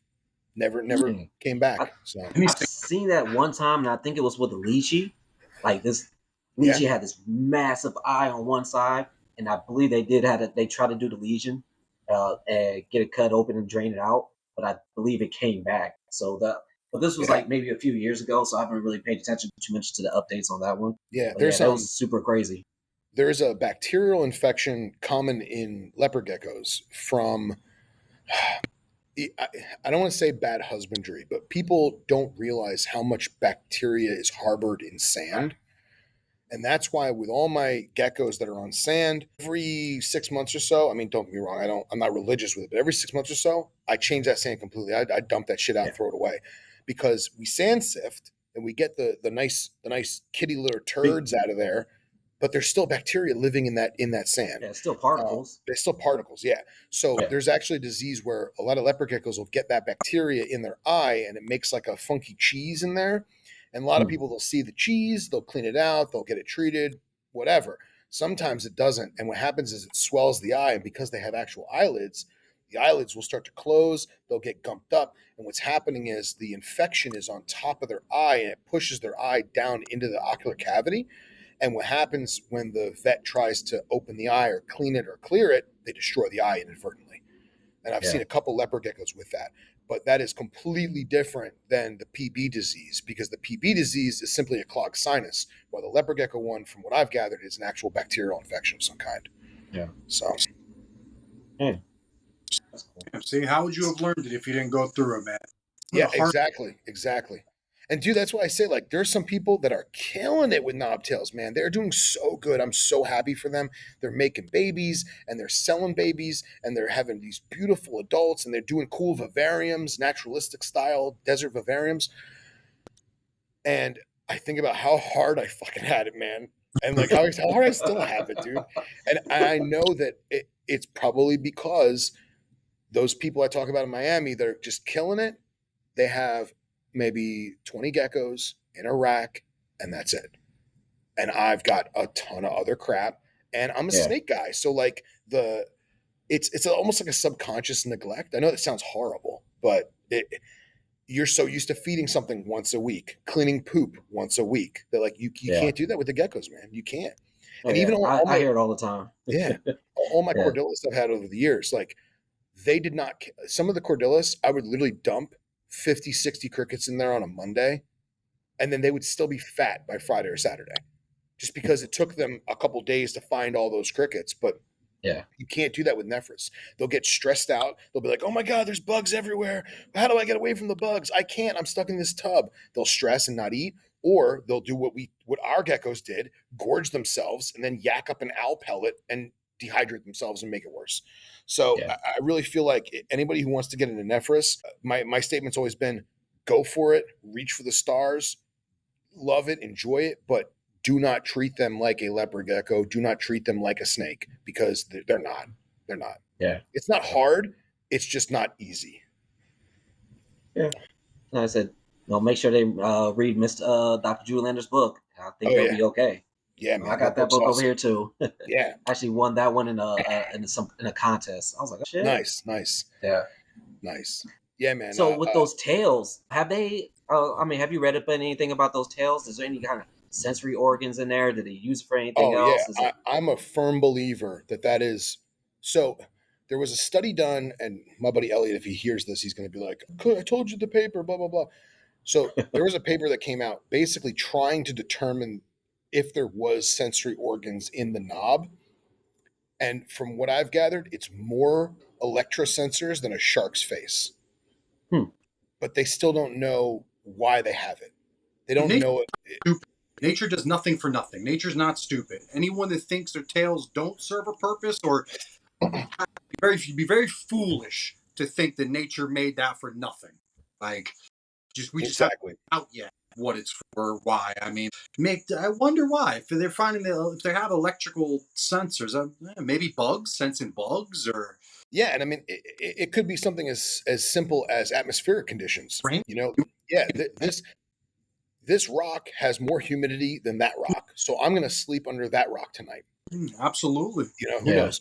We know that with some of the what we call wide-tailed knobtails, so the Levy's complex, the Wheeleri complex, even the Underwoodosaurus millie, they have this very broad, almost paddle-like tail, solely for fat storage, like a camel's hump, and for peacocking. It's to stand up, almost like those crazy ornate jumping spiders from Australia that do like the crazy dances and they flip their abdomen in the air with the crazy colors. Like, it's the same concept, man. Anyone who's ever seen knobtails court each other, that peacocking is such a very intense thing. That's why it's so wide. But that knob, that sensory knob, it's got to be for atmospheric or temperature and humidity, or I don't know, something. Little weather ball, we've designed balls that sense atmospheric pressure and temperature and changes. Yeah. Again, like I said, nature is way smarter than we'll ever be. You know, it's crazy watching them undulate when they're hunting is wild, man. Because they'll have this knob and they'll just do this. Yeah. And you'll just watch that crazy undulation of the tail, and you're like, how is it doing that? You know what I mean? And then all of a sudden, bam, it pounces on the cricket. So let me turn my light on real quick. Hold on. Go ahead. Because it's getting a little dark out here. Gotcha. It's almost dark where I am too. It's not sun go down different time near you, obviously, right? It's not dark. Shit. Hell no, the sun won't go down over here. It's like 7:30. Oh, see, it's 8:30. The sun's just going down here. Yeah. It's got to be the same time near Phil. We got like the same. Yeah, you guys are on the East Coast. Yeah. Yeah, sorry. It was getting dark, and you're gonna have to edit this to hell. Sorry, man. You're all good. You're all good. Trust me. Try to do it all in one take. All right. I got plenty of time to go ahead and do my edits. So, cool. Before I get to the last question, let me ask you something. What would be a good starter or a beginning knobtail for somebody? Would it be the Underwoodosaurus, or do you think maybe a Cinctus? I think those two are tip top, man. Yeah. Nordosaurus is super forgiving. They're not as desert. They're more foresty. So like I Like keep my deciduous Nordosaurus. forest, What's that? like Yeah, deciduous yeah. forest. Deciduous forest is perfect. Yeah. Because you realize they're almost the whole eastern side, and then some of the south middle, and then up into the west. I keep mine on a mixture of jungle mix and eco earth, Okay. and I let it get dried out like to the point where it's just dust, and then I know okay now I need to either change it or rehydrate it and soak it through. And then I spray them down. They like it hot, they like it humid, they like it cool, they like it damp. They're both. So they're very forgiving. But in terms of a true Nephris, a true knobtail, Cinctus is the best beginner because they are so forgiving, because they're desert species, they hold their water really well, they hunt really well, and it's red rocky desert. Like what's not to love? And they got cool Oh bands, yeah. man. You know, in snakes, we always talk about like there's banded people and there's striped people, and I'm a banded Yeah. person through and through. Right. Yeah, I like that. All right. So, well, my last question is, out of all this, the biggest failures, what were your what lessons did you learn from it, and then, like, how did you go forward from that? Uh, I think the biggest thing that I've learned from the knobtail stuff is don't be afraid to ask. Don't be afraid to reach out to people. The one person that you think is going to not want to talk to you or is going to not give you information, you're not the only person that thinks like that. So when you do ask them for help or you do try to spark up a conversation, a lot of times they're like, absolutely. What do you want to know? What do you want to talk about? Let's do this. And I feel like that's a hurdle that I still go over to this day. I'm like, oh man, I don't want to talk to him because like I'm gonna ask him a question and he's gonna look at me like, who's this guy? Who's this Phil guy? What, he thinks he can just reach out to me on Instagram? And then a lot of times you do it and they're like, man, yeah, I love talking about geckos. Let's talk about geckos. And you'd be surprised. So I also think that don't be afraid to just do it, because now we're at a point now where there is so many of guys like the three of us that if we don't know it ourselves, we know who to direct them to. And Right. just the communication that we have in the 21st century on this stuff, just in general, like I get people hit me up all the time, friends of family, and they're like, "Hey, man, I know you keep snakes. Do you ever work with Peruvian boas?" No, but go look at this guy's Instagram, message him, say that you already talked to me, and go from there. Like, you know what I mean? Little things Oh like yeah. that, they go a long way. And I feel like a lot of people are apprehensive to take a plunge or to ask for help, or like we were talking about earlier, like admitting fault. Like I work in retail. We're at a time now where anyone can learn anything the night before they go shopping. So I'll be at the retail sales counter and someone will come in and they'll say, is this 4 ounces or the 6 ounce model? And I go, you know what, sir? I don't know. Let's Google it together. Because clearly you did your research the night before. I can't remember the weight of all these products in this retail store. Like I'm just not going to. It's very hard. But Yeah. I'll admit that I don't know it, and let's do it together. So I like there that. you go. That's awesome. Definitely like that. All right. And you got anything, man? Yeah. Before I And gotta I go and really ask start everybody, feeding here in a little don't bit. take it personal, but if there was one thing that you know now that you wish you knew when you started, what would it be? that's tough, man. Pay more attention. Yeah. Pay more attention to what you have, both in a, we're always looking for the bigger, better thing. We're always looking to strive more in our lives and our keeping and our animals, all that. But focus on what you have while you're still doing that, because I missed observations.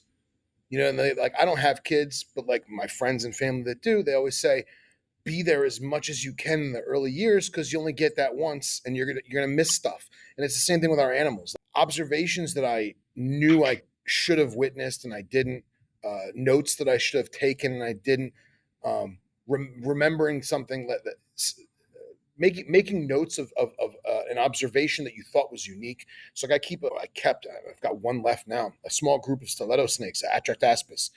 I've documented everything. no one's keeping them naturalistic. I'm the only guy that I know of that is. Everyone else is keeping them in a sterile environment because they're incredibly hard to keep alive. They're incredibly hard to feed, and they're using them for venom production. So they have to keep their faces sterile and clean, no dirt, no bacteria. So I just took notes on everything, man. And they just kept dying because it's very difficult to do them. But now I have all that data. And I feel like back in the day, 10 years ago, 20 years ago, however long it was, when I first started keeping X, Y, and Z, I would see something like, oh, wow, look at it do that thing with its tail. That's really cool. And that was it. And it's like, no, man, you should have checked that thing every night to see if it kept doing it, or maybe get it on video, or maybe make a note. Hey, on this Tuesday at this time with this temperature, it did this thing with its tail. And who knows, maybe I wouldn't have had those horrible pairings in the beginning. Makes sense. I mean, it's a what if scenario, like woulda, coulda, shoulda. You know, it's what if. What if this? What if that? I feel like there's so many times where I was like, yeah, I got this snake. It's really cool. I never looked at it. It's like, why?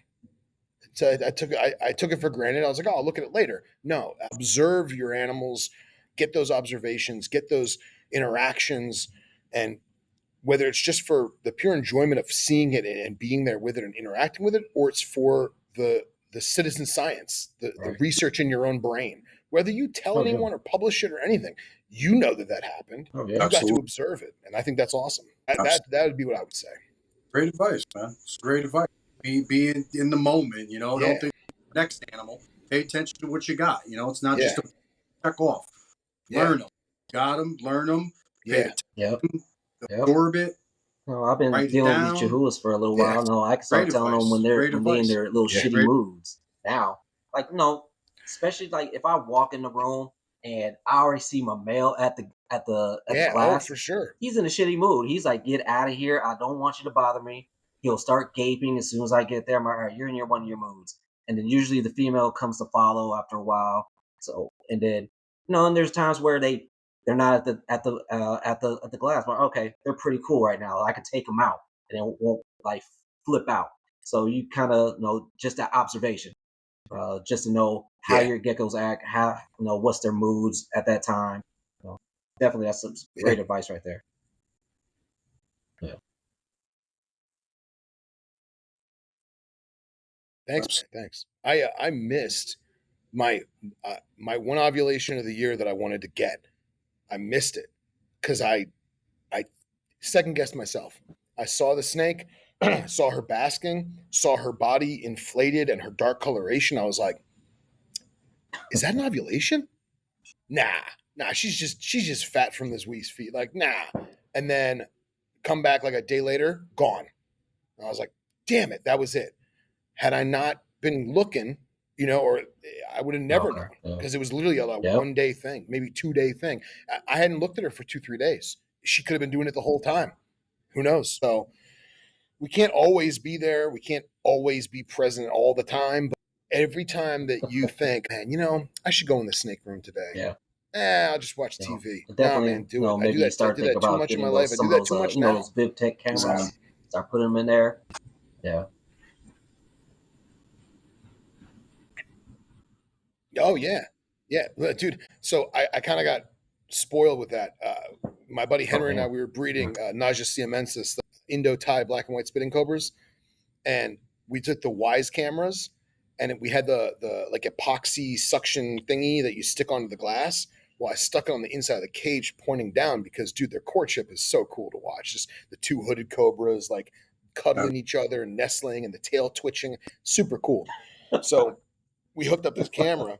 And dude, I swear they knew. Well, they just cobras knew. are smart. Like, what is that thing in the corner? Cobras are smart. They just knocked it down.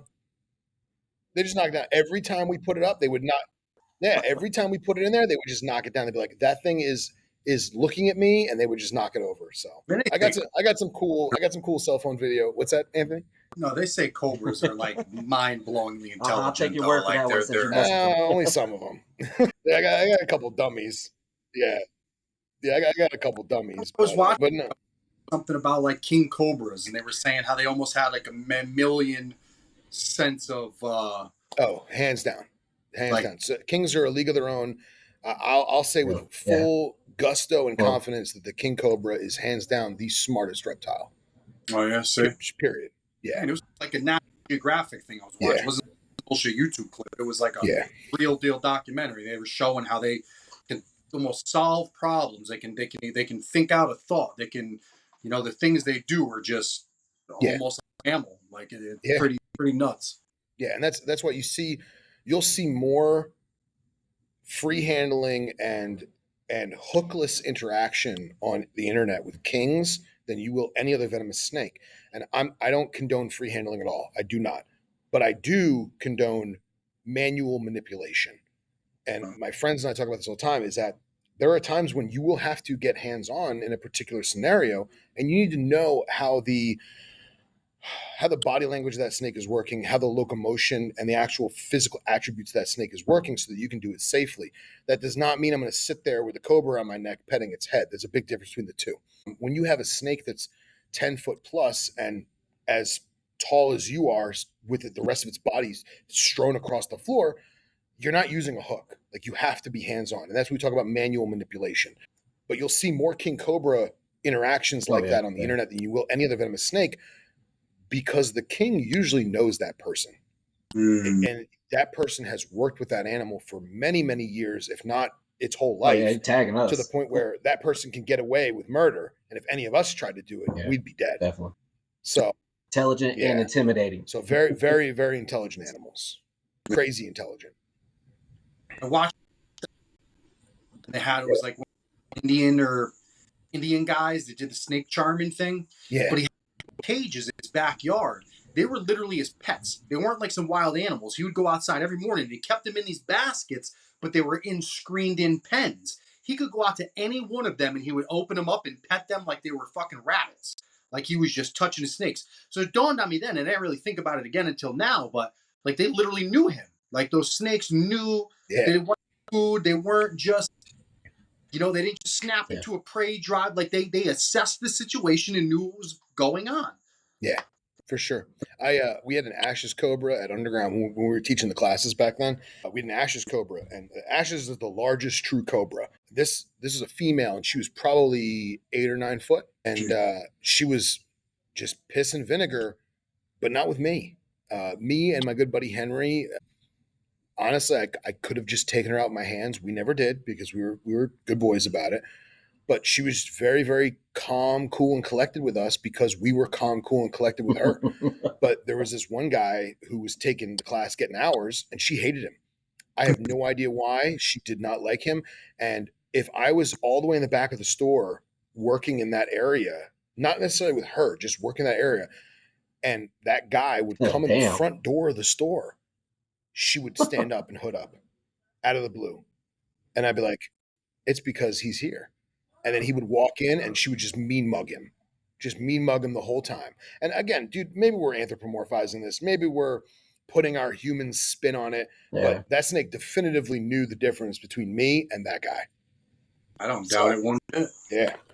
Not even the littlest bit. I think they're, people, I also say this all the time, but people assume that animals are so dumb because they don't speak our language, right? Exactly. Like, I can't communicate with you. You've got the audacity to think they're a dumb creature. 80% of these animals that are on this planet have been around millions of years before Homo sapiens, right? Yeah. It's super ignorant to think that the animals are just these dumb, simple-minded creatures. They just process, analyze, think, and communicate differently than we do. You ever hear about the Chihuahua doing algebra? Yeah. You ever hear that? So somebody came up with it a while ago. It was like, can geckos do algebra? And it's like, well, obviously they don't think like we do. They don't have the brain size. They don't have the same synapses, all that jazz, right? But you think this gecko is sitting on a branch, and it has to calculate in its mind how much muscle, energy, and speed, timing, and distance it has to do to jump and clear whatever it's going to jump over or jump through to land on its desired target. Now, again, they're geckos, so they're goofy. Sometimes they're going to flop, sometimes they're going to fall, but they don't rarely do it. It's usually calculated and precise, right? I mean, well, maybe not cresteds, but you know what I'm saying. Yeah. So are they doing the algebra in their head, working out that equation, or is it just dumb luck? I don't think so. I don't know if they're actually doing algebra, but again, that's the old joke is can a Chihuahua do, or can a Lychee or whatever do algebra? Have you ever seen a study on? I've seen it a bunch now. I even have it posted on my Instagram. But some doctor in Australia, she did a study with bearded dragons. They taught one bearded dragon how to open this gate and get to food. Open a gate, flip a lock, open a gate, walk through a door, and get to food. Like literally a complex combination of actions it had to do. They had another bearded dragon that never saw it, couldn't figure it out for shit. They showed the fucking one that didn't do it a video of the bearded dragon that did do it. They showed it a video.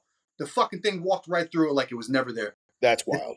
I mean, it's mind blowing. You know, that's crazy. They were talking about how a bunch of studies were conducted back in the late 70s and early 80s on reptiles, and they never took into consideration the temperature that the reptiles were in. They kept them in these super subpar conditions, and they were super cold and not, warmed up to their normal thinking temperatures. And then they conducted these studies. You know, so it's not really like they're in their natural environment and their problem solving temperature. To be quite, you know? That's wild. I would love to see that. That's awesome. Started doing these new things, and actually I recorded it off of my phone, off of National Geographic on TV, where this doctor is doing this study. It's no bullshit, dude. They trained the one dragon to do this whole spiel. The other one never seen it, nothing. All they did was show that bearded dragon the video. A video. This thing watched fucking TV, watched another bearded dragon do something, and then goes and does it. Oh yeah, it's wild, man. I'd love to see that. If you find it, you gotta share it, man. That's cool. Out of like the hots you ever dealt with, what's like probably like the most difficult one you ever had to deal with? Yeah. Like whether it was at work or even your personal collection. Most difficult? Husbandry, like you gotta like, go in terms of husbandry or just like overall handling. Yeah.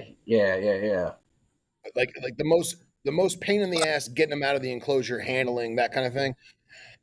Oh man, a big kings are tough because you don't handle them; they handle you, and it's you're controlling the situation, but it's not so much that they're difficult; they're just giant, man. They're huge, and people think like, okay, it's a 7-foot king. 7 feet isn't that long. I've got a 15-foot retic. It's like, no, it's not the same, man. Like, it knows what's going on.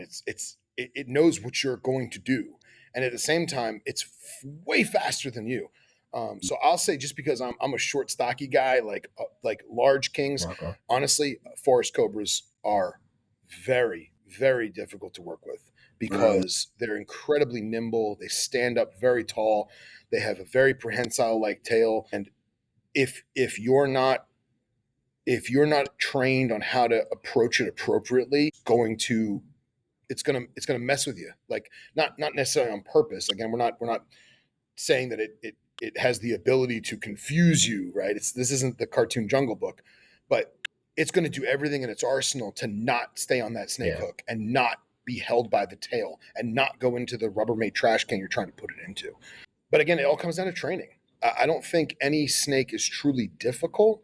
It's just, how well do you know the species? How well do you know that individual animal? How well are you trained to execute certain tasks at hand? We always say in venomous training, the 5 things, right? So clearly we know that snakes are more than capable of doing more than 5 things. But for simplistic sake, let's say snakes can only do 5 things, right? You don't know if the snake's going to do 1, if it's going to do 2, if it's going to do 1 and 2, if it's going to do a number 5, then a number 2. You have no idea. But if you train for all 5, then you're ready for anything. And there might be a 6th that you never knew about, but you still knew the first 5, so you're ready for anything at that point. The idea is, anytime we are removing or extracting an animal from its enclosure, we follow a laundry list of protocols before we ever unlock the cage. And guys that have been doing this a long time that are well versed in this, they're not going to say it out loud. They may not even say it in their own head, but they still did it. And if they didn't, then they're foolish and they're going to have an accident. They're going to have an issue. So I really feel like what's the most difficult snake is very anecdotal to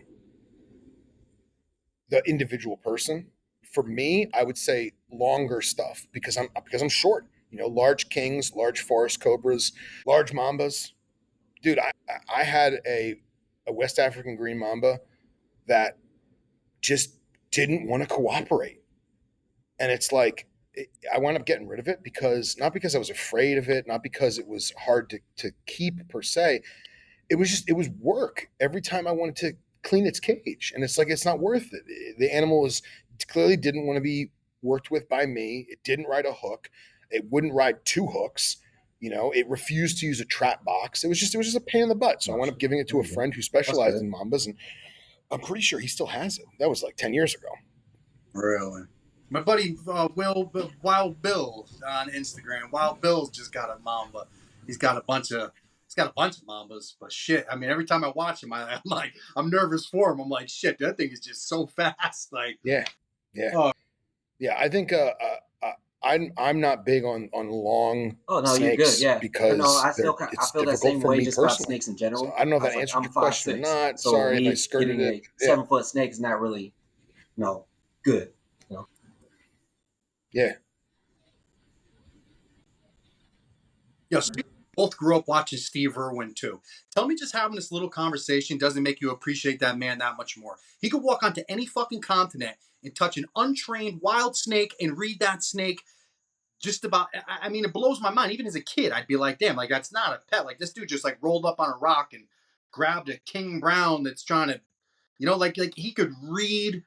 I mean, it's a very unique talent. And I'm not saying he's the only one to have it, but to watch someone work with a feisty animal like that and not hurt the animal, right? When I was a kid, I'd catch copperheads. We used to fucking stick with a fork in them. We jab behind the head and we grab the fuckers, Like now, you get fucking blacklisted for this shit, So it's I will say this.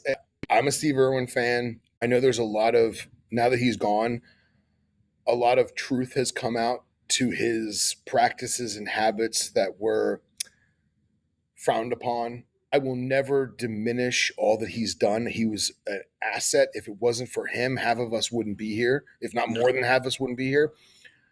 But there is something to say that it's amazing how when you watch Steve Irwin as an adult, you never notice the sound effects. I haven't, man. You know why? You didn't notice that? No, I haven't watched it. If you watch it now, you'll hear the sound effects because it's very, very staged. And yes, he may have found that Eastern brown snake in the wild, and it may have been ornery, and he handled it like a pro because he was. But how many takes did they do before that? How tired was that snake? Did they do 30 takes before that one? You know what I'm saying? Like, and there's a lot of movie magic that goes into it. But I will tell this story. A friend of mine who did snakes for television wound up having Steve Irwin. They contracted him to bring snakes for Steve Irwin to do some show. I don't remember. This is a long time ago. And one of the snakes that they wanted was an inland taipan. And he said, yeah, sure, I got one. I'll bring it. And Steve Irwin looked at the snake in the bag before the show and said, nah, man, this isn't worth it. He's like, I figured you'd say that. He goes, yeah, this snake is not ready for this. This is not going to be good. This is too dangerous. Let's not do this. And he wound up not using the animal. Oh, my ego thought that was super honorable because there's a million other showboats out there that wouldn't have given a shit. Right, the ego. And that's why I say, like, although Steve Irwin had some stuff that we kind of frown upon nowadays, knowing, like, now that he's gone, God rest his soul, I give him all the credit in the world because, like I said, the man is the pinnacle of conservation, regardless of the off-camera practices and off-camera politics.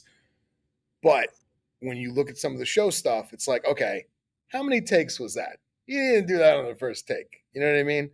But again, I give him mad props because of stories like my friends, where he could have whipped that snake out and showboated and got dangerous scenario, but he had the knowledge and the expertise to say, no, we're not using this one. You said in like Florida, you got to get like 1,000 hours. Now, is there stuff? 1,000 hours, you're done, and it's up to you.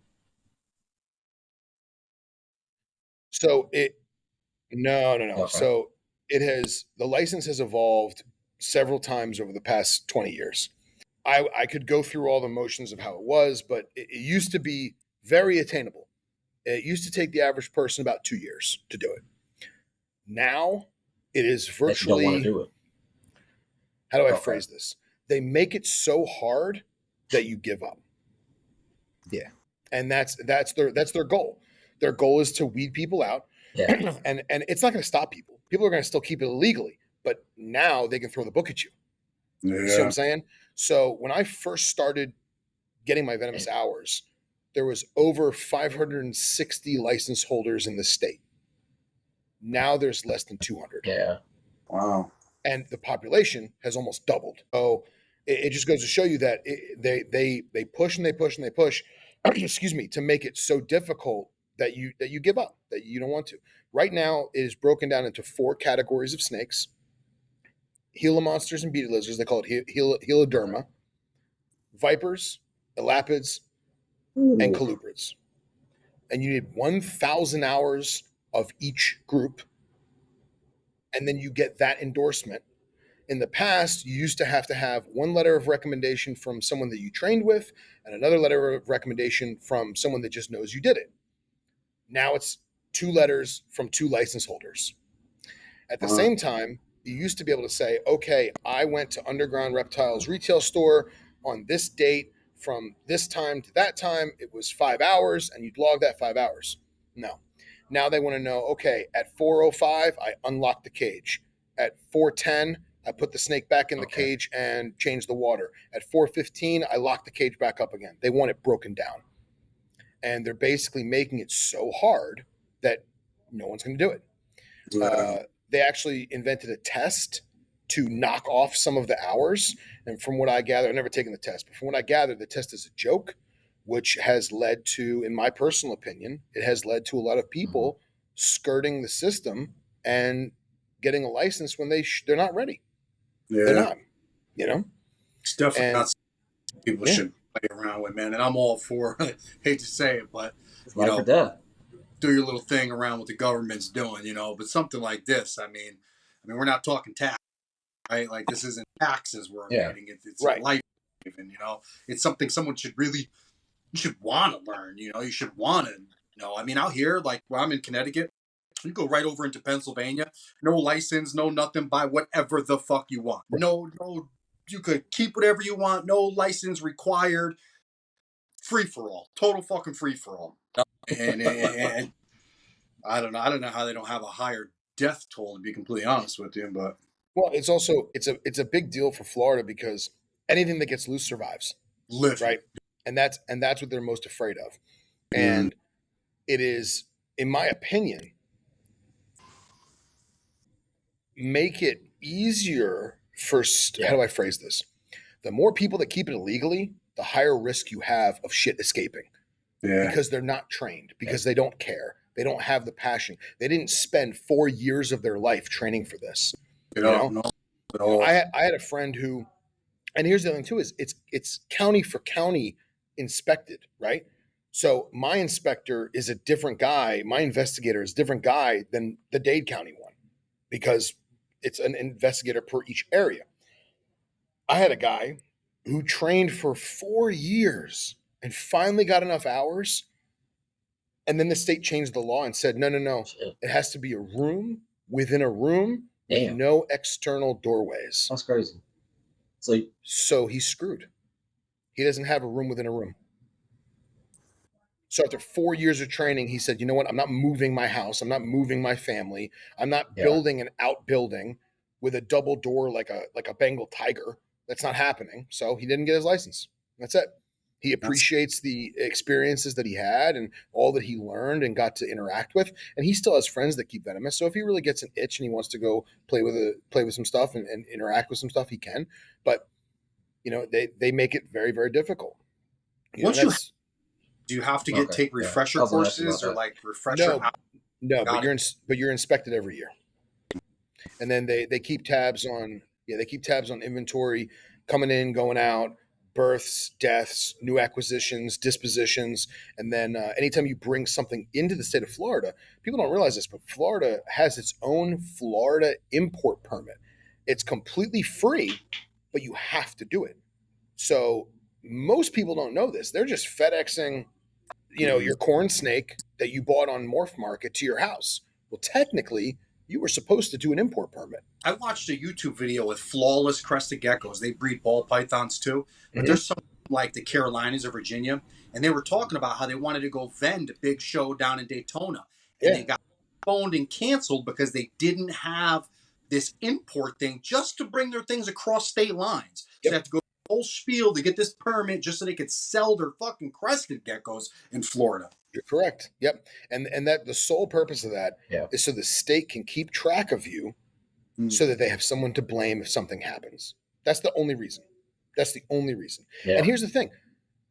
Florida is herpetoculture mecca. Yeah. All the importers, all the breeders, like it all stemmed from the 70s and 80s in Florida. Well, Sure. some of this stuff has been here for generations. The state doesn't know that. They have no idea, but they're No. trying to learn it now. No. So, and they're very vague on what you can and cannot and how you can and can list things. Like, if I'm a breeder, do I put the species that I breed or do I put the individual animals that I have? Do they need to know that I have 5 carpet pythons or can I just put carpet python? And they're not going to tell you this because they want you to just guess and figure it out, and they can tell you how you made a mistake. Yeah. So as much as I'm all for regulation in a safety way and a discouraging way from people that say, yeah, bro, I want a pet cobra, bro. Like, I'm all about regulation in that regard.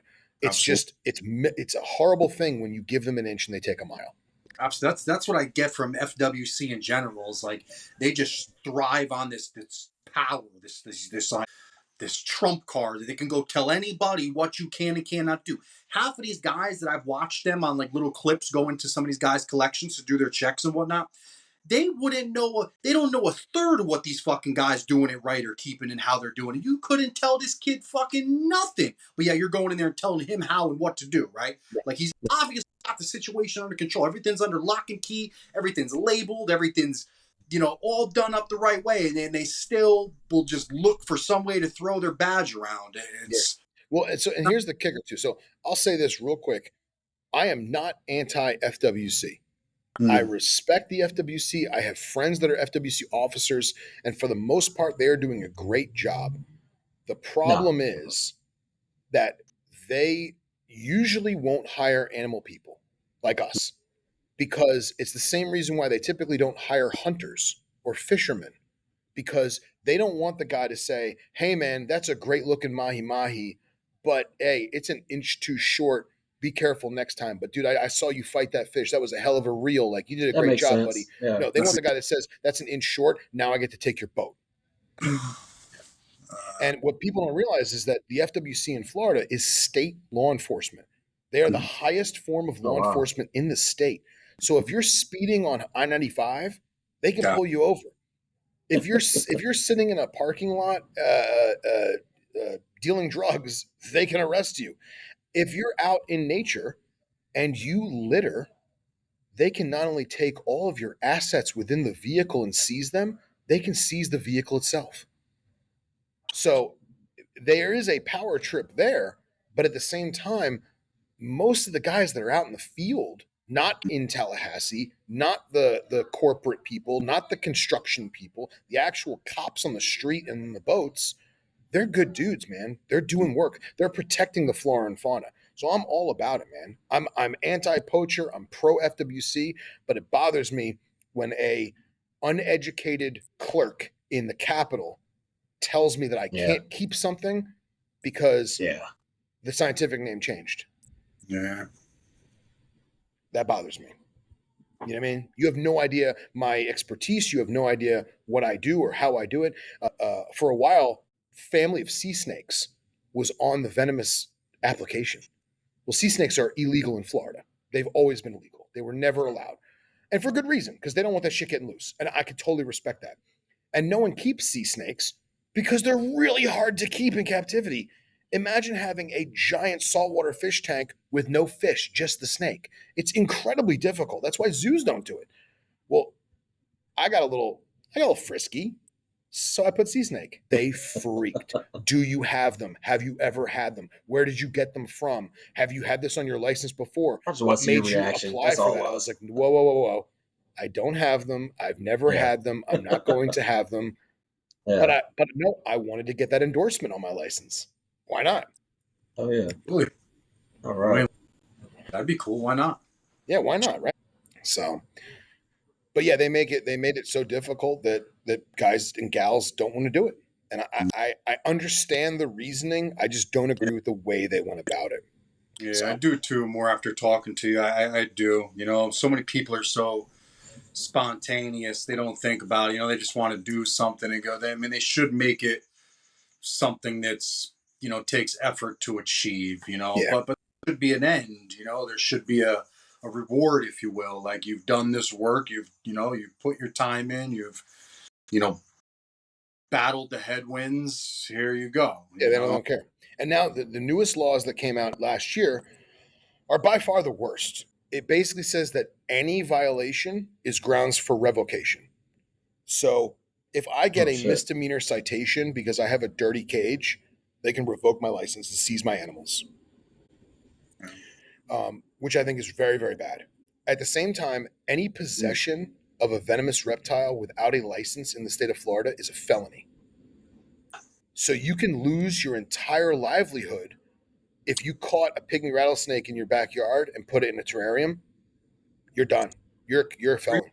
Even with native species, huh? Even with native species. So they actually changed the law, and it was very vague. It was very gray, to basically that a native venomous species you may interact with for the well-being of the species. So like if there's an eastern diamondback on the road and it's going to get waffled by a truck and you get out with your snake hook and you scoot it off the road with your snake hook, you're not breaking the law. Yeah. But if you knowingly take that diamondback, put it in a snake bag, bring it home and put it in a terrarium, yeah, now you're a felon, which is crazy to me.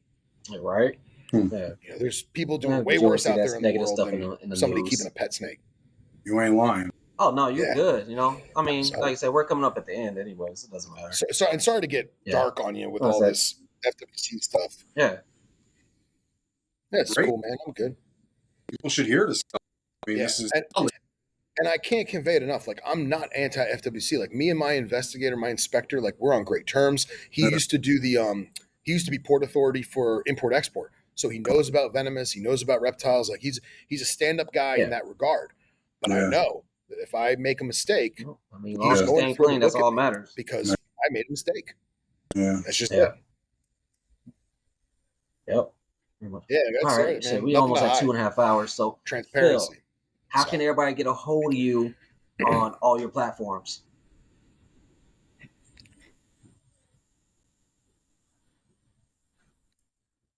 So the easiest way to find me is Instagram. It's knobtails.ig. We have 2 podcasts going right now. I've got 2 podcasts going right now. One is Snakes and Stogies with my co-host Justin Smith on the Herpetoculture Network. We do that every Monday night at 9 p.m. East Coast time. And you can find that on the Herpetoculture Network on every podcast platform. And then I also have a show with my co-host Nipper Reed called Venom Exchange Radio. It is as far as I know, the only venomous-centric podcast out there right now. That is on its nice, excellent, rock and roll. Toot my own horn there a little bit. You can find that on every podcast platform. Venom Exchange Radio. There's actually going to be a new episode. I'm probably going to do it tonight, actually. So I'll drop that. Well, the listeners now, it'll already be out because I know this isn't airing tonight, but yeah, Venom Exchange Radio. We try to put one episode out a month. It's just difficult. Nipper's in London. I'm in Florida. It's time difference, so we try to do it. But that's the easiest way to do it. So the Herpetoculture Network, Snakes and Stogies every Monday night, and the Venom Exchange Radio. Hey, also, there you go. Selfless plug, venomexchangeradio.com. Check that out too. There you go, guys. Check him out, man. You're talking to one of the best doing it right now, man. This guy has a passion like no other, man. Check him out on all those platforms. You're gonna want to. You're gonna want to listen to it, man. I watched a couple episodes of Snakes and Stogies, and it's definitely. If you're a man, appreciate you coming on, talking some knobtails, talking some hot. Thank you, guys. Thank you very much. Definitely appreciate you coming on. Dude, it was a blast, man. Yeah, for real. All right. Yeah. Oh. Hey, man. Thank you, guys. The pleasure's all mine.